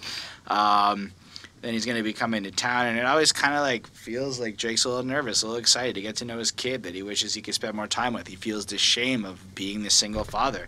And I like how it kind of flips at the end and almost takes on the perspective of either the kid feeling lost or Drake feeling lost, of unsure how to approach, and it could fit like either really well. It's kind of singy, kind of comes out, and to me it was the perfect way to like fucking end this project. I really, really dug it. 4.5 on 5. Really a great song. I as well agree. It's a 4.5 on 5. Like I said, it's a way better version of than what Hobson did, trying to acknowledge the son, that the kid that's coming, and all this stuff. It's more honest, more real, and like, you know, Drake is like, you know, I had to wake up and accept the fact that this is real happening. Like I can't go behind, I can't go back now. There's no envy in this either, which is what I also enjoyed. There isn't no any hate or anything. He's just trying to be super humble and be like, look, I fucked up, or like there was a fuck up or something, and me and your mother are gonna be arguing or whatever, but I'm gonna try to fix that. Yeah. And you can feel like he's just trying to be the best father that he can in the situation that he's in. It was fantastic. Cool. I appreciate the content in this one. This one I don't find he's whining. He's certainly talking about Like to his kid. He's talking about to his kid. And I don't think there's a Kanye reference here at all. The March 14th. I don't think that has anything to do with anything in that regard. Unless it's the stab subliminal that we referred to at the beginning. In terms of Kanye being the one that mentioned it to Pusha, and that's how Pusha released information. I think that's how you said it. Meant okay. Well, I meant it more like. I think because part of like what killed the beef was that Drake's like, I helped your fucking boss, you know, you don't even know what I did for you. So I think to put the little icing on the cake, he just put the date that he could empirically prove he was at Kanye's camp, you know, and just left it because of Story of Abaddon was kind of pointing at this. I think it's just a super subliminal reference, or I'm wrong. I'm reading into it, but maybe reading I don't into know. it too much, because I don't think a lot of people would technically know that. And I guess yes, you can always research it and so on. But to talk about Yikes being that, because everyone already knew that Drake co-wrote Yikes. I didn't know that. No? No, I found that out today. Oh, okay, yeah. So I kind of figured that out because he was on the credits. Or he wasn't actually put on the credits, and then there was a whole article about how he was. Yeah, but again, I would say that this song was probably written decent before that. I'm just saying they may have swapped the title at the end. To be maybe subliminal. Maybe, yeah, no, that's very valid. But yeah, this is definitely better than Hobson. But do keep in mind, I'm pretty sure Drake has a pretty decent relationship with his baby mama than Hobson did. Hobson got thrown out. Yeah, but Hobson, so Hobson was just angry and whiny. Is like, let's use psychological warfare on this child to get back at mommy. Ha ha ha. Well, again, Hobson's first track, I believe, that he where he went to prison. If you want, you can check my review. I spent the entire thing going on about how much I ethically disagree with Hobson's take on things. No, very valid. But on the track where he's talking about where he's in prison and he's explaining it to the cops about what happened, I hate like it. I really liked that track. However, I hated the fact that he talked about how he was going to smack her. The way he described the situation, I think he sounded like such an asshole. He sounded just like a whiny bitch, though. Exactly. Anyway, Hobson is not innocent in my mind. There we go. But anyway, that's neither here nor there. Chris is impatient. We can hear this thunderstorm starting that these guys have to walk through. So what'd you give it? I'm Ubering at the fuck home. I think I'm going to as well. Jesus. So but yeah, no. So that one gets a. I like the story. 4 out of 5. This was probably one of the best ones where he talks about his baby mama. And if that's that subliminal jab at Kanye, that's cool. I don't know. That's fine. That's far stretched, though. I don't think anyone would necessarily realize that. But yeah, that's it. I guess it's a good way to end it. And he's kind of just talking to his son. It is his son, right? It's a son? Yeah. Son. Okay. Talking to his son, and that was cool. And then that ends, and boom, the end. Everything's magical. And then I was just happy, and the album was done because it was just too much. All right, so we'll wrap up then. That is the end of this album. I gave this a 3.98. It is not quite a 4. It came out to be just under, and I'm keeping it just under. I'm not rounding it. This project is a really ambitious endeavor as a double disc, and it has its fucking moments of really good songs on it. There's at least 5 or 6 songs I would say are really fucking good. By the same token, there's at least 5 or 6 songs I would say are not good. Filler. No, I'm saying baddish, on the badder side. Boring, not interesting. And then the rest is in like the middle. It's just Drake being Drake in a way that's cool. Disc 1's more of the rapidy rap, some stuff, some little trappy stuff, some conscious stuff, a good flow. Disc 2 is an R&B endeavor. I'm not the hugest R&B fan, so take everything I'm saying with a grain of salt, understanding that. I hope the thunder isn't being picked up too much here, but it is like that. Anyway, I don't have a lot more to say. It's an okay album. I recommend you check it out if you're a Drake fan. If you're not, just wait for the singles. Yeah, what did you give it, Chris? I gave the album a 4.3. Overall, I would cherry pick certain ones, and that's it. But I think that as the entire project, and when I really sit down, I do enjoy the 2 discs of one was I Gotta Ball Out and Stand My Ground and Be Aggressive. The other one was the, I want to say duality, but more the other side, the softer side of Drake. That was executed properly. I enjoyed that. Overall, it's not a bad album. It's just fucking long. Very long. That's it. Like, it's over 90 minutes long. That's it. It's an hour and a half long. It's fucking long. And you, Justin? Yeah, I don't know. It's definitely not his greatest album. It's long. Honestly, I even think maybe I'm saying More Life is better. Just because it had a lot, even with the ones that aren't singles, I still found myself having a lot of replay value, like Blem and. But what do you feel about Free this Smoke. one? This one, though, honestly, I guess I'm just a fan of the rap part, rap side. A side was, I guess, my side. I'm giving it seriously like a 3.5 out of 5. Okay, that's fair. I don't know. Drake's done better. I feel like Drake just wanted to do this, though, to kind of get rid of his contract and do whatever he feels like, even though he has all the control in the world. I just want Drake to start talking to Pusha. I honestly, I just want a beef to happen. Drake's been on that beef there situation. Now that his album's out, you can go do that. Like, do something, man. Make yourself entertaining again in the sense, I don't know. I think Drake's pardon the pun, gonna tour and promote the fuck out of his album. Don't get me wrong. September 5th. I think in Drake's mind, this is his magnus opus. Like, it's his fucking greatest work ever. Like, I'm pretty sure he was legitimately genuine with this. He's Drake, man. I'm sure. He's the sincerest guy ever these days. Anyway, that's it, guys. Thank you all so much for fucking watching this. It's been fucking long. If you did watch the whole thing, I'd love to know. If you didn't, I would not feel offended. It's going to be long. And there will be timestamps just in case. Well, if you got to this part, then you don't really know need the deal. But for those of you, I don't know, thank you for watching. We really appreciate it. Big thanks to Mozart and Mendel William, our patrons. They support us in a more direct way, and you can join them in stuff like the request raffle, where you can throw in some ideas of what we should review, and we'll guarantee do one of those from that group. Get access early, all that fun stuff. You can check it out. The link should be here on your face.